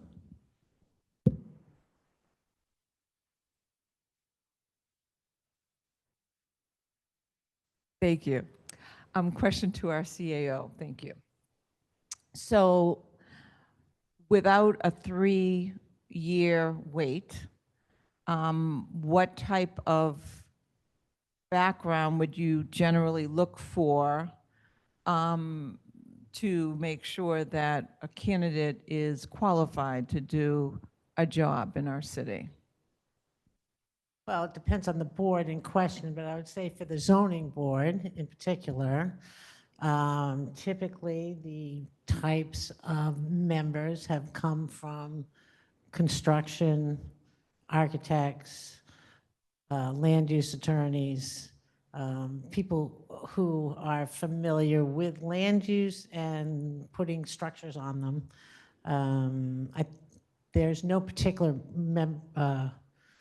area of expertise called out for board members, but you do try to get board members that have some experience in the area that the board has had jurisdiction over. And just a follow-up question. So without that 3-year time frame, so they're eligible as soon as they move here, would your administration under Mayor Verga suggest that they drive around and see the different parts, or would you give them some type of training to make sure that they know what the major, some of the more controversial sites, and to give them a little bit of background? Is there somebody that could give a new board member on ZBA just a little bit of extra hand-holding, even the chair of ZBA? Yeah, well, our current chair does do that. He Okay. goes over the zoning ordinance, he goes over the jurisdictional area that the zoning board has, Okay. and he goes over sort of the format of decisions and the standards that people have to meet when they present. And I don't know if he gives them a tour of the city, and but I know for new members, quite frequently, either Joe or myself will say, do you want to go visit these sites together? Okay. And sort of say, here's the application, this is the relief they're looking for, these are the considerations that you would want to have in mind while you're reviewing the property. I mean, I think the planning board's also a board that, land use and things happen in particular neighborhoods, and there's no length of residency for that board, and Right. it seems to have done quite well over the years. So I mean, if I was to guess, there was a decision that was very controversial at some point, and people put the residency requirement in, but I don't know. But yes, there is a mentoring for alternates, and people start as alternates. Generally, they start as alternates unless they have a high level of experience. But they help towards the quorum, which is helpful. Yes, if Okay, there is if they- not. if needed. There's 5 regular voting members. If one of the regular voting members is not in attendance, one of the alternates will vote. Okay, But they always participate in the discussions. okay, thank you. Counselor Worthley. Thank you. Just a follow-up question. So if the requirement were simply, I think, 18 years old and a resident, which essentially is what removing the 3-year would do, be 18 year, you have to be 18 and resident, that would mean there'd be about 25,000 people in Gloucester that could be potentially serve as a zoning board member. By removing the 3-year residency requirement, we're just going from 24,000 to 25,000, right? There's probably 24,000 people that have lived here for at least 3 years or longer, and there's another 1,000 people that still have not lived here for 3 years or longer. So are we actually expanding, first of all, have we reached out to the 24,000 people that do qualify and determined that the barrier is this group of people who've just moved here over the last 3 years, and now we're going to suddenly have more people available? Or have we done the outreach to 24,000 people that qualify? Well, there's constant outreach going on. I know members of the board are, ask interested parties. I know the mayor has done, postings on, the city website and various areas looking for volunteers. There's still a lot of boards and commissions in this town that are not fully seated. And there was a young architectural student who, young architect who's just working at a firm in Ipswich and lives in Gloucester and was interested in being on the board, but he did not have a 3-year residency. So we know of one person we lost, but I don't know if it's really would. And there's not been a particular outreach to new residents, no. Although I know one of our residents has really probably only been here 4 years. One of our members on the zoning board. So there are some relatively new people that come to town and want to get involved. He was a member on a zoning board in the last town he lived at in Massachusetts, so he wanted to serve again in this community. I think you see a lot of people like that who will come to town. I mean, I think the current chair of our community preservation committee served in that position in Acton when he was there. So a lot of times you'll have people return to town or come to town and want to share their expertise. So, Thank you. Okay. Is that it for questions? Counselor Benton. Yeah, thank you.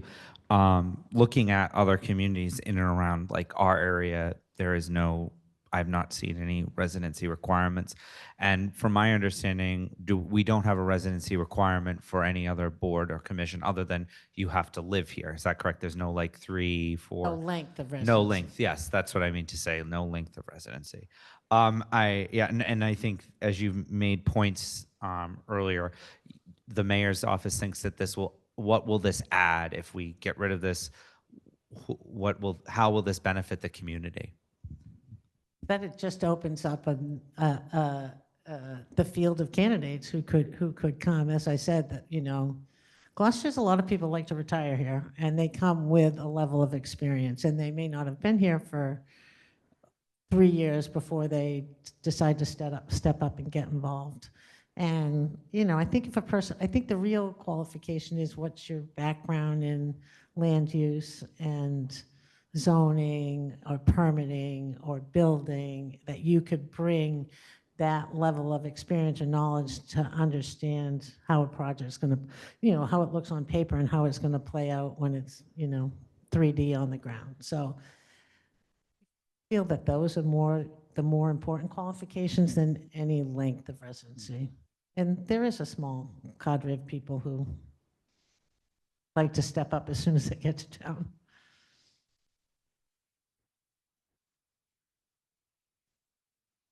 Okay, any further questions?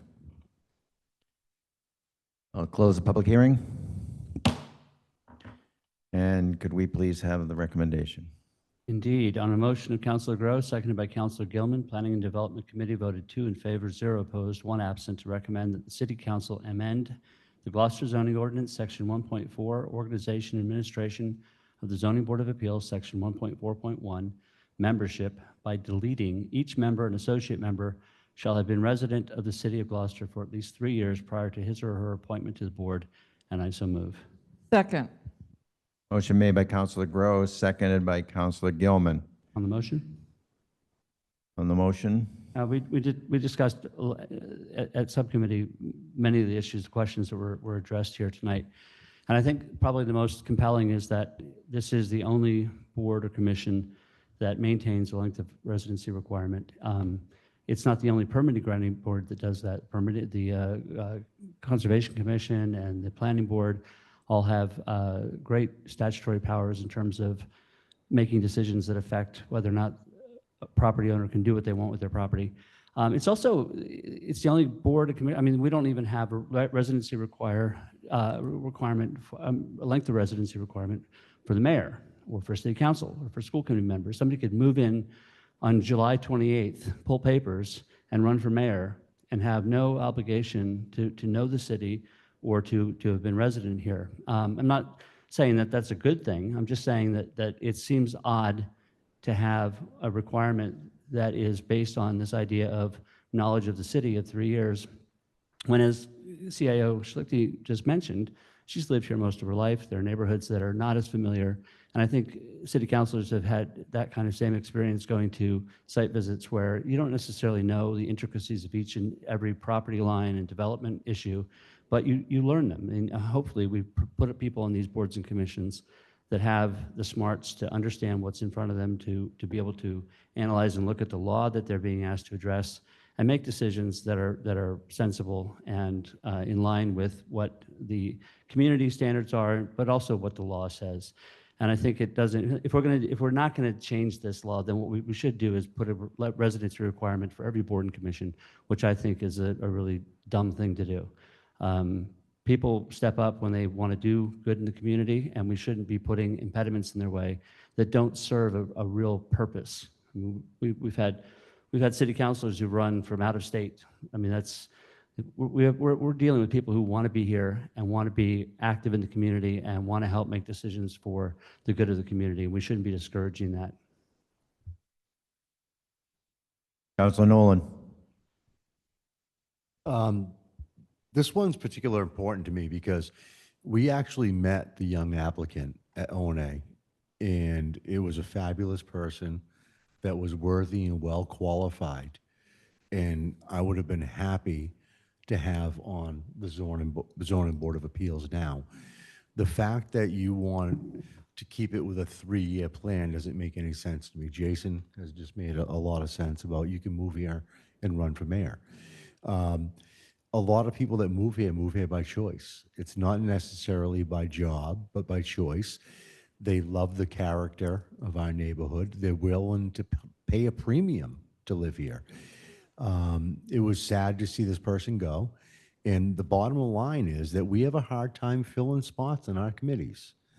And when someone wants to step up for it, we need to embrace that and welcome them if they're qualified.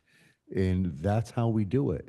And to say that you have to live here for 3 years to understand the demographics of Gloucester, you could drive around for a weekend and understand Gloucester. And when you go on a site visit, you understand all the particulars, whether someone's going to lose a view. I mean, that's just human. You can see it. And I think that to hold a timeline on your residency to serve for the community that you actually choose to live in is unjust. I think that everybody should have a right, once they're a resident, to step up and be a part and support the community and contribute. And opinions may vary, and that's what boards are for. That's why it's not one person. We do not have a king in Gloucester, and that's why we have representation from entire boards. And I'm going to support this tonight, and I think it's very important. And I actually hope that the applicant that had came before us before will come back, because they were very well qualified for that job. Thank you. Counselor Grace. I think it makes perfect sense to make this consistent with what the other requirements are for boards and commissions across, in the city. Being on O&A, the O&A committee, these people all come before us, and a very large percentage of the people that step up and run for these boards and commissions are not lifelong residents. They've just moved here a year ago, 2 years ago, 3 years ago, 5 years ago, whatever. And most of these people start their comments with, I've been coming to Gloucester since I was a kid with my parents on vacation, or I've been, it's been a favorite place of mine to be. So they are familiar with the city. They're not just deciding on, the 27th of July to move here and then pull papers on the 28th to do something. They have a vested interest in the city. So it just makes sense to make it consistent. Thank you. Councilor Worthley. Thank you. I'm torn on this for a couple of reasons. I'd like to just have the council consider this. Firstly, I'm not one who says you need to be born here to serve. I think a third of this council hasn't been born here, and I think you all ably serve. So it's not native versus newcomer, or you live here for 70 years and you were born in some other city. You're a native as far as I'm concerned. There's two concerns I have. One, the reason for it being different than other boards and commissions, we don't have that information, but I would argue that the zoning board has the most impact. It's not the only regulatory board, but has the most impact on the most people in terms of the things that come before it and their recommendations or their decisions. And only 3 members make up a majority. So 3 people could be deciding a lot of the applications that come before us or before the zoning board. The second concern I have is, and this isn't something to do with this mayor or this council, just thinking ahead, if there were an application pending or coming before the zoning board, you could have on either side of an issue, an extreme on development side and an extreme on preservation and conservation side, literally put people up to move to Gloucester on a Monday and get appointed on Tuesday and be a voting member on Wednesday. And there'd be no chance to vet them because, as you know, the mayor gets to make the appointment and then it comes through a process with the council for confirmation. And if someone moves here with a purpose of getting something approved or changed on behalf of someone else, we wouldn't know that and have an opportunity to weigh that. And you'd like to think that knowing the community a little bit more would guide them. So with that, I would like to amend this very simply to make it a 1-year requirement. And as far as I understand, the young gentleman would qualify. And so he could potentially be reappointed. But I'd like to amend the amendment, I guess, to have it be a 1-year requirement for residency, and I so move.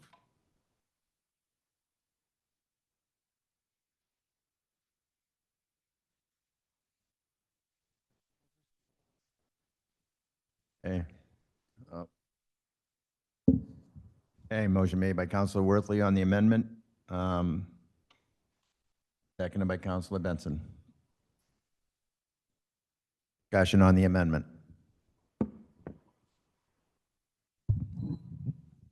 Councilor Grow.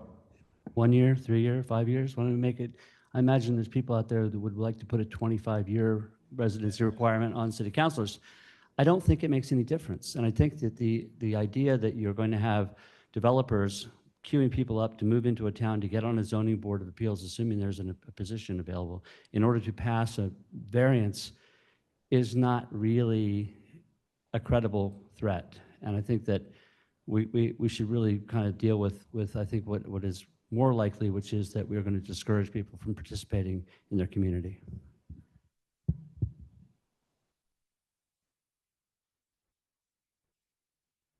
Councilor Majota.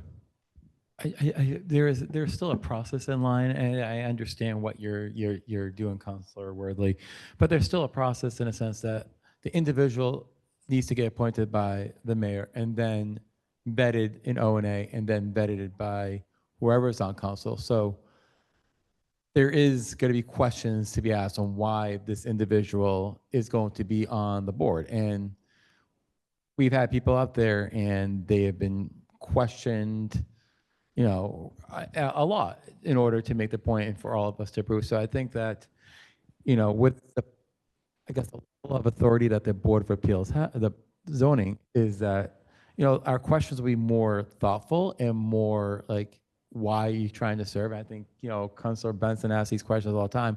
Well, why are you serving? And I think they will give you an answer. And I think those who want to come here, want to do good for the community. And I'm just trying to be positive in a time that most people are not. I'm looking for the good. And I think people are going to move to Gloucester who want to run for the boards and commissions, want to do it for the goodness and not necessarily for a personal stake or financial benefit. Council Benson. Just very quick, I believe everyone should be heard, so that's why I second it. I generally am agreeing with Councilor Grow, but why 1 year? Why, okay, instead of 3, why 1 now? I'm just curious. Just want to hear your thoughts. President, if I may. Councilor Worthley. Thank you. So I'm going to combine the answer to your question with the question that I think Councilor Grow raised, which is, why not 25? The reason why I think 1 year is it would prevent that possibility. And as Councilor Majota says, yes, we have the chance to vet them, but a mayoral appointee gets 90 days. Mayoral appointment gets to serve on the committee and vote on the committee, or the council votes to confirm them, because that's what happened with the gentleman that was appointed just a couple months ago.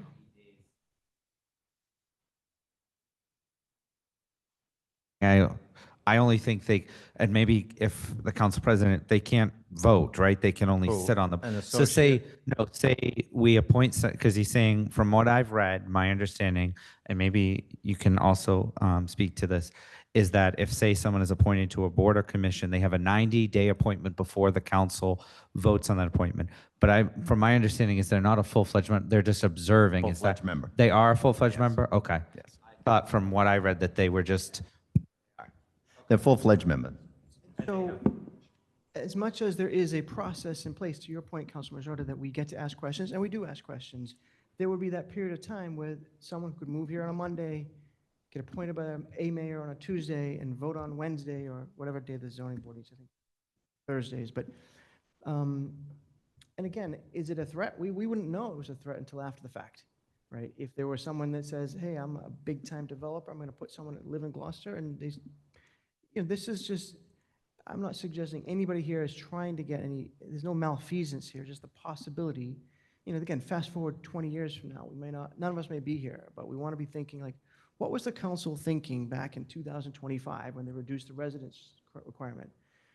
And as I said earlier, we have- Answer his question on Right, the why reason- 1 year rather than 3 Oh, sorry. years. Because making it 0 years doesn't add that many more people to the possible list of volunteers who could serve. Making it 1 year doesn't really take away that many people. There's probably about 30 people that wouldn't be able to serve, and they'd wait another year. But in that year, maybe they go to a couple of zoning board meetings and say, nah, this isn't for me. Or maybe they go and say, I really care about this, but I want to learn about where the reservoirs are, where are the schools, where's the congestion, where's the air pollution, where's the light issues. And I think that, yeah, we're not going to know the entire city in 1 year, but you got a better chance of knowing the community when you've been here for a little bit of time. So I think 1 year, I was going to suggest 2 years, but I think 1 year is a good compromise. And then to the last point about why this one board, it has a lot more authority and frequency of use than any other board. So there's a reason that our founding mothers and fathers put 3 years in there, and why I like to see 1 year. It doesn't preclude the young gentleman that was put forward. Been living here for a little bit, a year and a half. He was very qualified as far as I was concerned. I'd welcome him to be reappointed. And I do appreciate the points of needing quorums, but we have 25,000 people that could qualify. So we need to do more outreach to people that could serve. That's my opinion, and I'd hope you consider the 1 year residency requirement. Thank you. Thank you. Counselor Gilman, On the on amendment. the amendment, please. Thank you. Brief as possible. I know, but it's on the amendment. On the amendment, I spent a lot of time thinking about this since our vote, because when Attorney Favazza sent us that letter, I really thought long and hard about it. I think it makes sense that we're consistent with the other boards. I liked the way Catherine Schlichter answered the question on making sure that people get necessary training. And third, everyone on the ZBA, they do site visits at the time that they're making any type of This is big the amendment of decision. 1 year, Right, no, and so I'm just not the whole saying thing. that I'm on the amendment, and I'm not comfortable raising it to 1. So I will not be supporting the amendment. Thank you. Counselor Grace. Thank you. I think that if somebody was going to, seek out a position on the zoning board or any board, and they had a nefarious type of agenda, whether they lived here a week or 10 years, that agenda is going to be the same. Sorry to remind you, but this is on the 1 year. Right. Of- Right, but of- these were of the his amendment. reasons for the 1 Well, we're year. still Okay. discussing, we get back to the whole motion after this, so, let's not go into generalities. This is on the 1 year. Any more on the 1 year only? Roll call.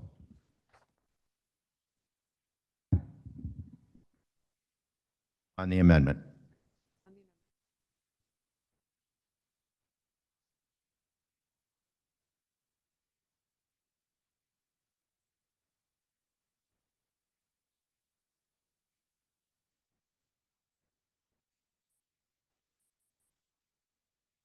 Counselor Gross. Yes. No. No.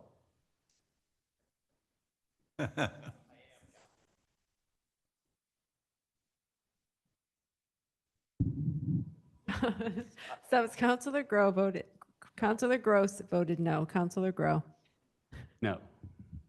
Counselor Majota. No. Counselor Memhard. No. Counselor Nolan. No. Counselor Worthley. Yes. Counselor Benson. No. Counselor Gilman. No, Counselor Grace. No. The vote is 1 in favor, 8 opposed. The motion on the amendment fails. Okay, now back to the main motion. We are open for discussion on the main motion again. No more discussion from anybody? So I haven't said it. I was always under the impression that the charter called for you couldn't sit on any board or commission unless you lived here. There was a 1-year residency requirement, which I don't know how I got that into my mind, but I always thought that that was the case.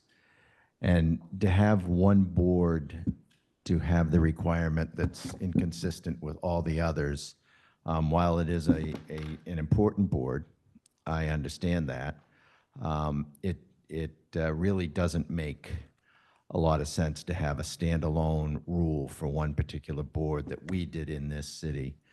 It's not a state requirement. It has, it's really something that we have no idea why a city council would have adopted this particular, whatever was happening, and we don't know what future. We can talk about, scenarios that go on and on into the future, but they really have no bearing on our vote this evening because the future is always an unknown. Now, it is our job to make sure that the people who do get appointed by the mayor, who can appoint, certain like-minded people that we may not feel is the best fit for the city. And O&A does a really good job of asking questions. And I have seen O&As, say, and under Sean's tutelage, I've witnessed saying, I'm really sorry, but I don't think you're the best fit for this position. You just haven't had it. Just because you want it doesn't necessarily mean that that you are the best fit. So while it sometimes is unpopular and we don't want to hurt the people's feelings, but it is our job to say, we don't think that you are the best fit for the city. So that's all I have to say, is that we really do, it is more important. Our role in this is extremely important, and that's where it stands. So I will now call a vote. Related comment, but not to change anything. Sure. I want to thank Catherine Schlichty for her 2 tours of duty on the zoning board. We worked together many years ago on a couple of things, and it's not easy. It's a big responsibility, so thank you. Call the roll, Madam Clerk. Counselor Gross. Yes. Counselor Grow. Yes. Counselor Majota. Yes. Counselor Memhard. Aye. Counselor Nolan. Aye. Counselor Worthley. No. Counselor Benson. Aye. Counselor Gilman. Aye. Counselor Grace. Yes. Vote is 8 in favor, 1 opposed. The motion passes. Okay, next order of business, Madam Clerk. Public hearing 2025, number 38, Council Order 25, number 27, Benson. Amend GCO Chapter 22, Traffic and Motor Vehicles, Section 22-273, Parking Prohibited Between Certain Hours on Certain Days, subsection G, be amended by deleting April 1st and adding May 1st. Okay, we are at the public hearing is still open. We are at the questioning period. So the question is why from April to May? Councilor Benson. Yeah, I'm not gonna, I know I get long-winded most of the time, but I promise right now I will not get long-winded. Oh, you're counting the clock. But okay, so this was put forward originally April 1st, and then it was brought to my attention from the vice president and also Mike Hale that the signs had been printed to May 1st. So, and their plan was for DPW to start street sweeping on May 1st. And that is why I brought, once I was aware of that, Councilor Nolan, I said, I'm going to bring forward this change. And that is why. So that's it. Thank you. Surprisingly, I'm finished that quick. Yep, thank you. If there's no other questions, I will close the public hearing. Oh, that's all right. We're deliberating. I mean, I guess you can ask it during deliberation. It is a fellow counselor. Okay, so you want to? On a motion by Councilor Grace, seconded by Councilor Nolan, the Ordinance Administration Committee voted 2 in favor, 0 opposed, 1 absent, to recommend that the City Council amend Gloucester Code of Ordinances, Chapter 22, Traffic and Motor Vehicles, Section 22-273, parking prohibited between certain hours and certain days, subsection G, as follows. When the signs are in place, given notice thereof, it shall be unlawful any person to park a vehicle upon the following streets or parts thereof on Tuesdays between the hours of 12 p.m. midnight and 6 a.m. From delete April 1st, add May 1st through November 3rd in order to conduct street sweeping 30th. operations in accordance with Section 22159. November 30th. November 30th, sorry.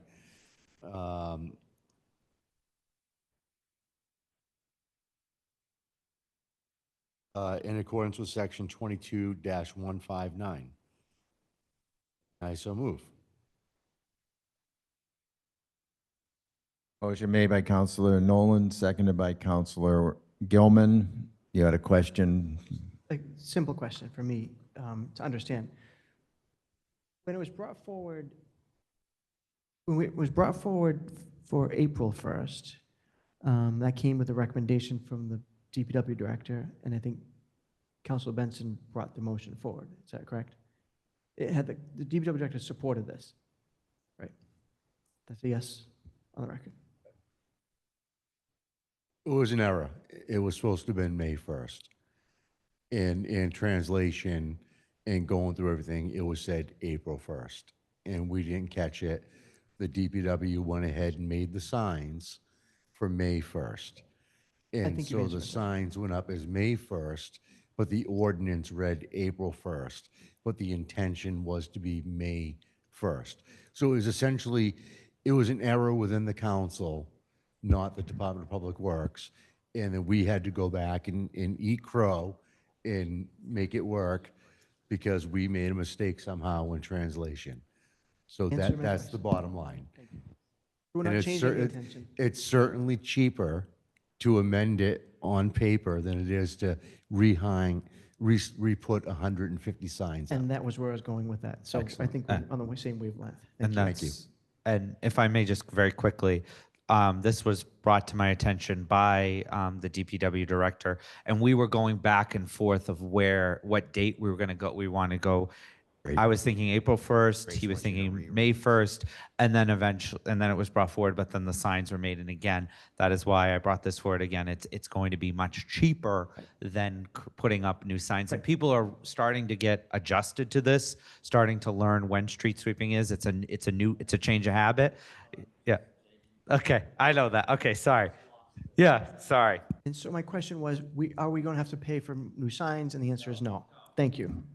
Got it. All right, and for technical issues, we are going to reread Section G.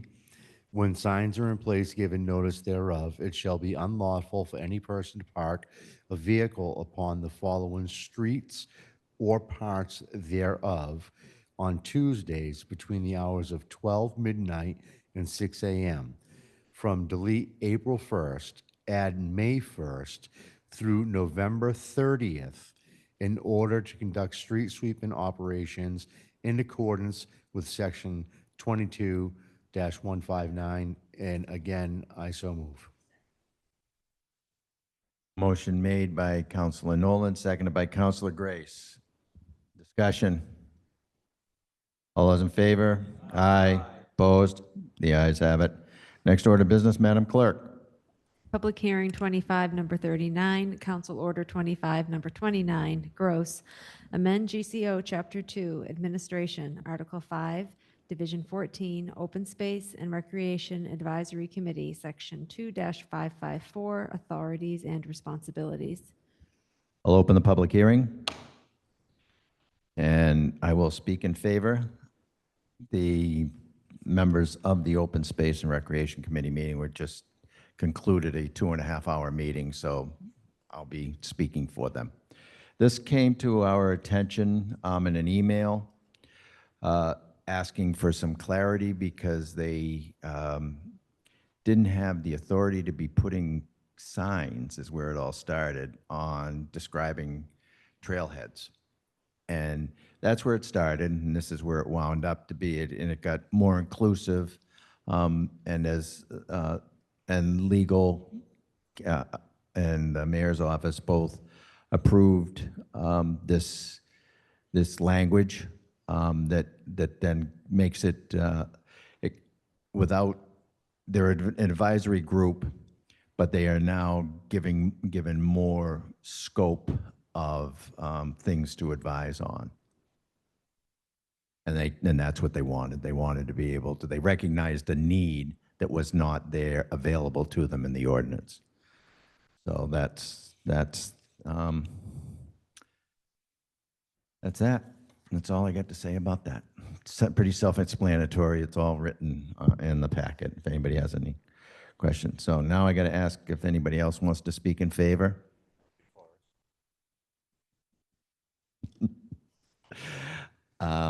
Anyone want to speak in opposition? Do we have anybody? Communications. There are none. Questions from the councilors? Councilor Worthley. Thank you. Thank you for bringing this forward, Councilor Gross. You said that in your testimony on it, that this gives them the authority to make decisions on signs, but the language actually still Advise. says, it still says advise and Advise. recommend to the mayor. Correct, So it just gives them more range of things they need to work That on. they can advise upon. The committee doesn't make the decision, they make recommendations Right. still. Yep. Makes sense. Yep, Thank you. still has to go through the, yep. Yep. Got it. Thank you. All right. Any other questions? Questions over there? And so, Councilor Grow? No? I'm going to close the public hearing. Committee report?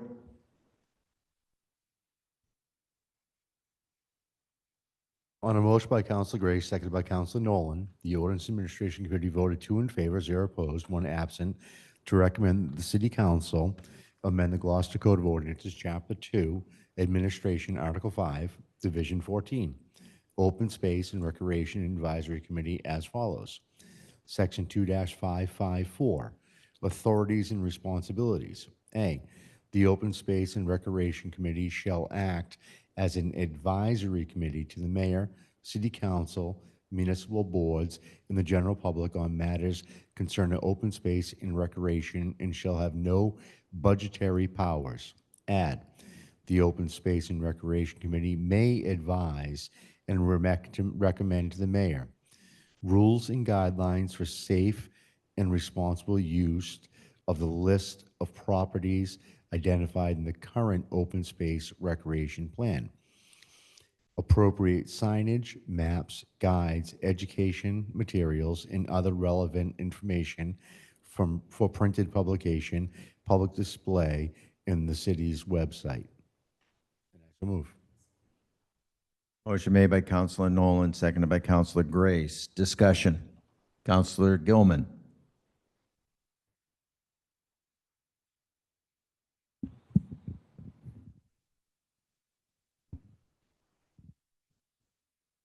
So I have a couple of things to say, but I'll be very quick. The Open Space Committee has a very thorough strategic plan, and it's completed with a lot of input from residents. And I think one of the things that is important is that we help them with the tools of how they can do a more thorough job looking at the totality of all the types of signs that we have in the city. So there'd be more opportunities for consistency, and I will be supporting this. Thank you.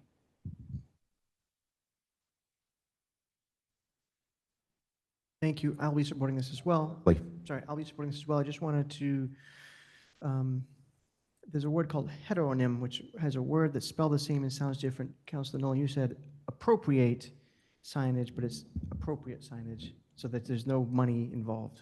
Appropriations is different. So it's appropriate signage, correct? Correct. Okay. Like signage that's appropriate, not inappropriate. Right. He pronounced it in a different way, which is fine. I would have too. But then I realized it's not about appropriating, but Correct. we're good.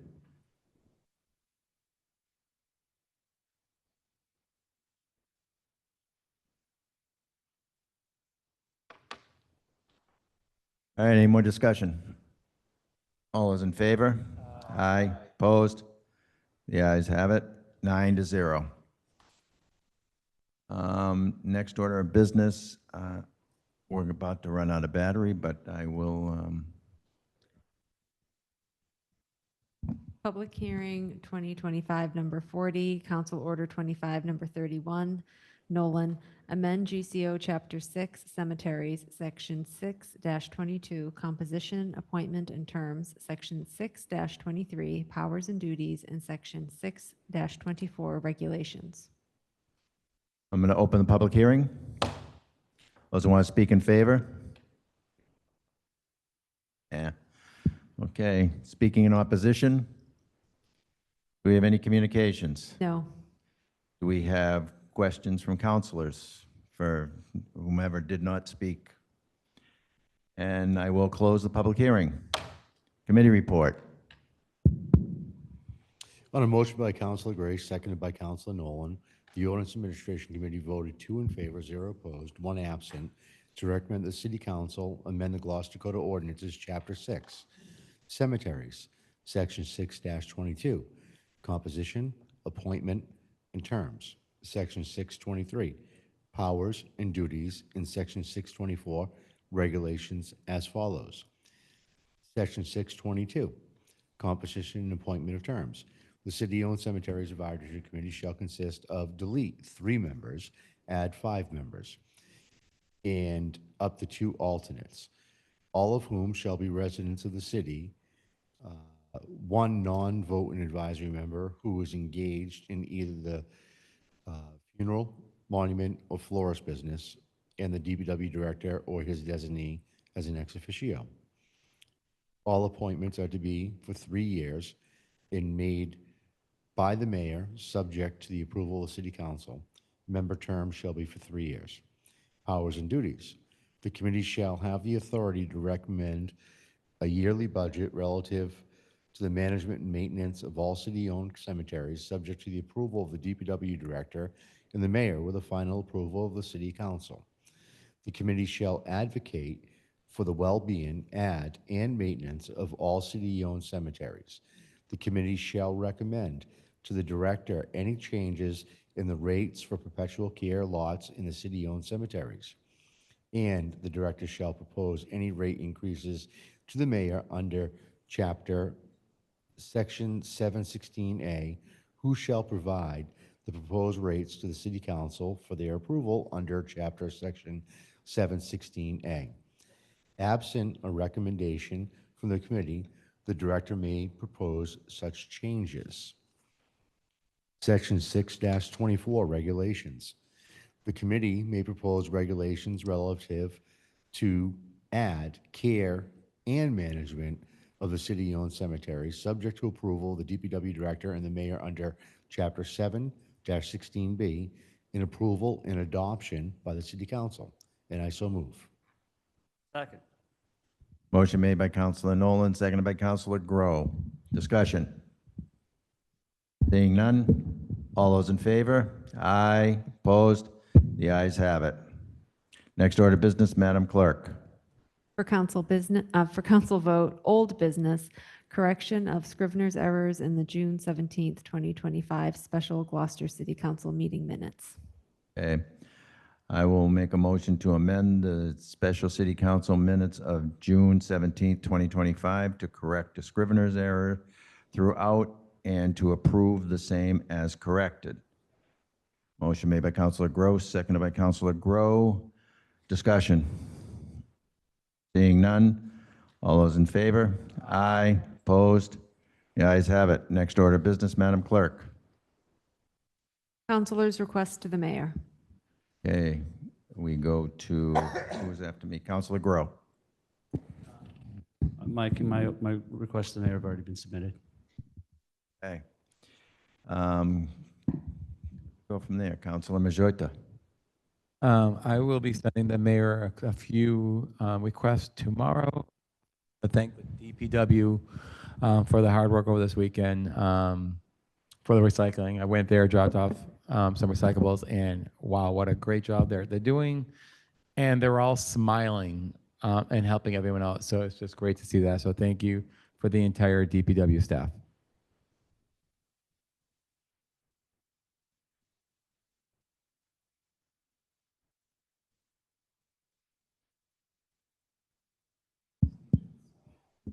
Counselor Memard. Nothing at this time. Thank you. Counselor Nolan. I want to thank the administration for working hard with the Department of Public Works and also the community for coming together. It's not one single person or any motion. It's all things that have come together for forward motion. And people have found ways to get things done with the recycling. It hasn't been the easiest thing, but it's certainly been fairly smooth with smiles. As Councilor Majota had said, the DPW staff are working some overtime and doing duties that aren't really included in their daily day.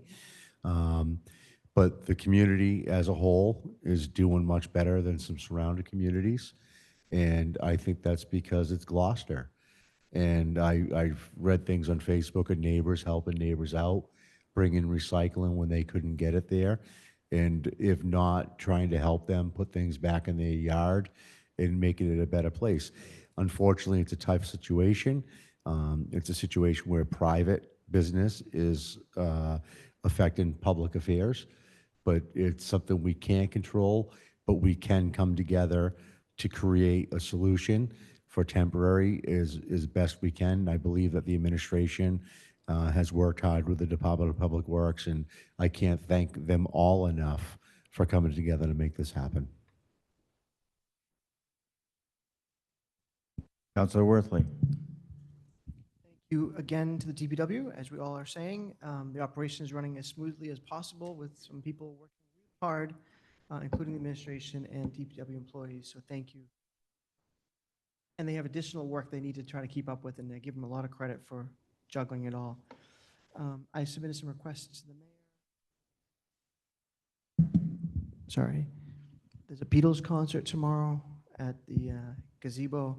I want to remind people about that at, I think that's Ward 5 technically, isn't it? I don't know if it'll be an Ozzy tribute at the Beatles Fab 4 concert, but hope to see you all there. That's it for me. Thank you. Thank you. Councilor Benson. Thank you. And first off, I want to also join my fellow councilors in commending the DPW. They're doing a hell of a job. And also, I want to commend the mayor and the administration for joining in with several other communities in our area in suing Republic in the courts, and hopefully we can prevail there. And as I said, I just want to clarify, as I said earlier, with what is happening here and standing with the Teamsters, looking at what Republic is doing, they're not negotiating in good faith. And you look at the disparity in pay between an average worker making $56,000 a year and the CEO, Fat Cat, making nearly $13 million a year, a pay discrepancy of $23,000%, nearly 200 times more. And a couple of requests that I've sent as well to the administration. And in addition, I also would like to see a request in what the administration is looking to do with area communities in Cape Ann and on the North Shore in collaborating and working together to combat climate change, as we see in action at the federal and now at the federal level, and sadly at the international level. But what can we do collaboratively with our neighbors here on the North Shore and on Cape Ann? And just a reminder that tomorrow in Ward 2, we have the farmers market as well, and hopefully folks will join that. Thank you. Thank you. Councilor Gilman. So I've got 3 very quick things. Annisquam Sea Fair this Saturday, July 26th. Starts at 10, ends at 3. I'll be working at the bake sale table if anybody wants to come by. I'll tell you all the best things to eat. And also, we have Hello Dolly, which is this year's Annisquam Village Players show. And it begins officially on the 5th through the 10th. And on the 4th, we once again have invited seniors for our preview night from Rose Baker and Rockport Council on Aging. And we're providing little caters, providing transportation from here to there, and it's really an exciting event. So any seniors that are watching this, if you're members of Rose Baker, you can get your tickets here at the Senior Center. And also, just in terms of the DPW, obviously, I'm really proud of the DPW, and I also wanted to say one thing about social media. We can really change the temperament of how people are positive and kind by how we promote good work from our city staff. And when we can take photos and make them feel proud, and then you see people are sharing them and feeling all participating and making them feel good, we're helping them get through these tough, long hours just because we value them. So that's all I have to say. Thank you. Thank you. Councilor Grace. Oh.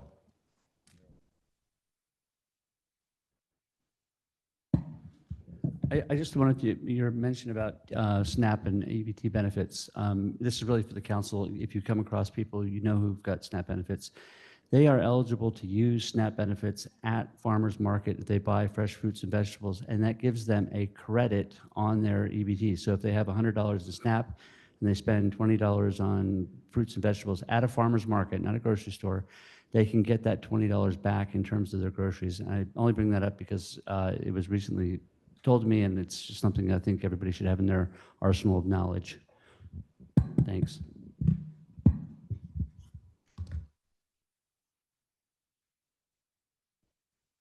Okay, Counselor Grace.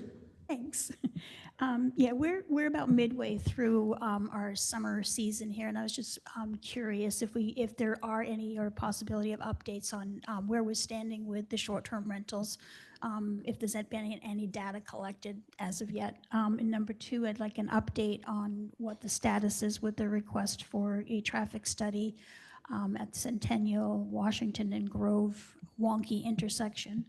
And thirdly, I don't think we can give enough kudos to the DPW. Mike Hale and his crew are amazing human beings, and we are so very, very lucky. I have the utmost respect for each and every one of them. Thank you. Thank you.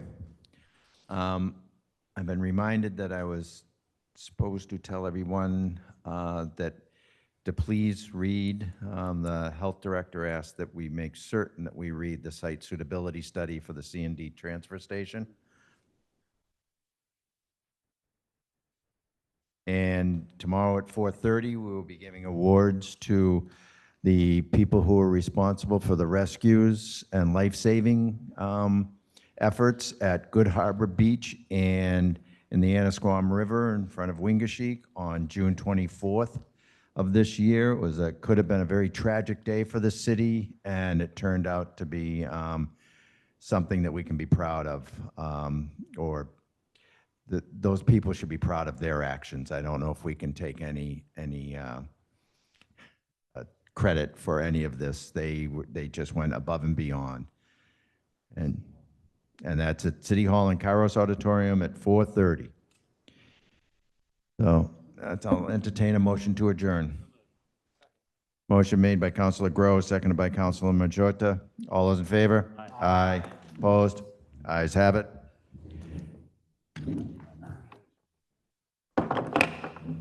James, guys.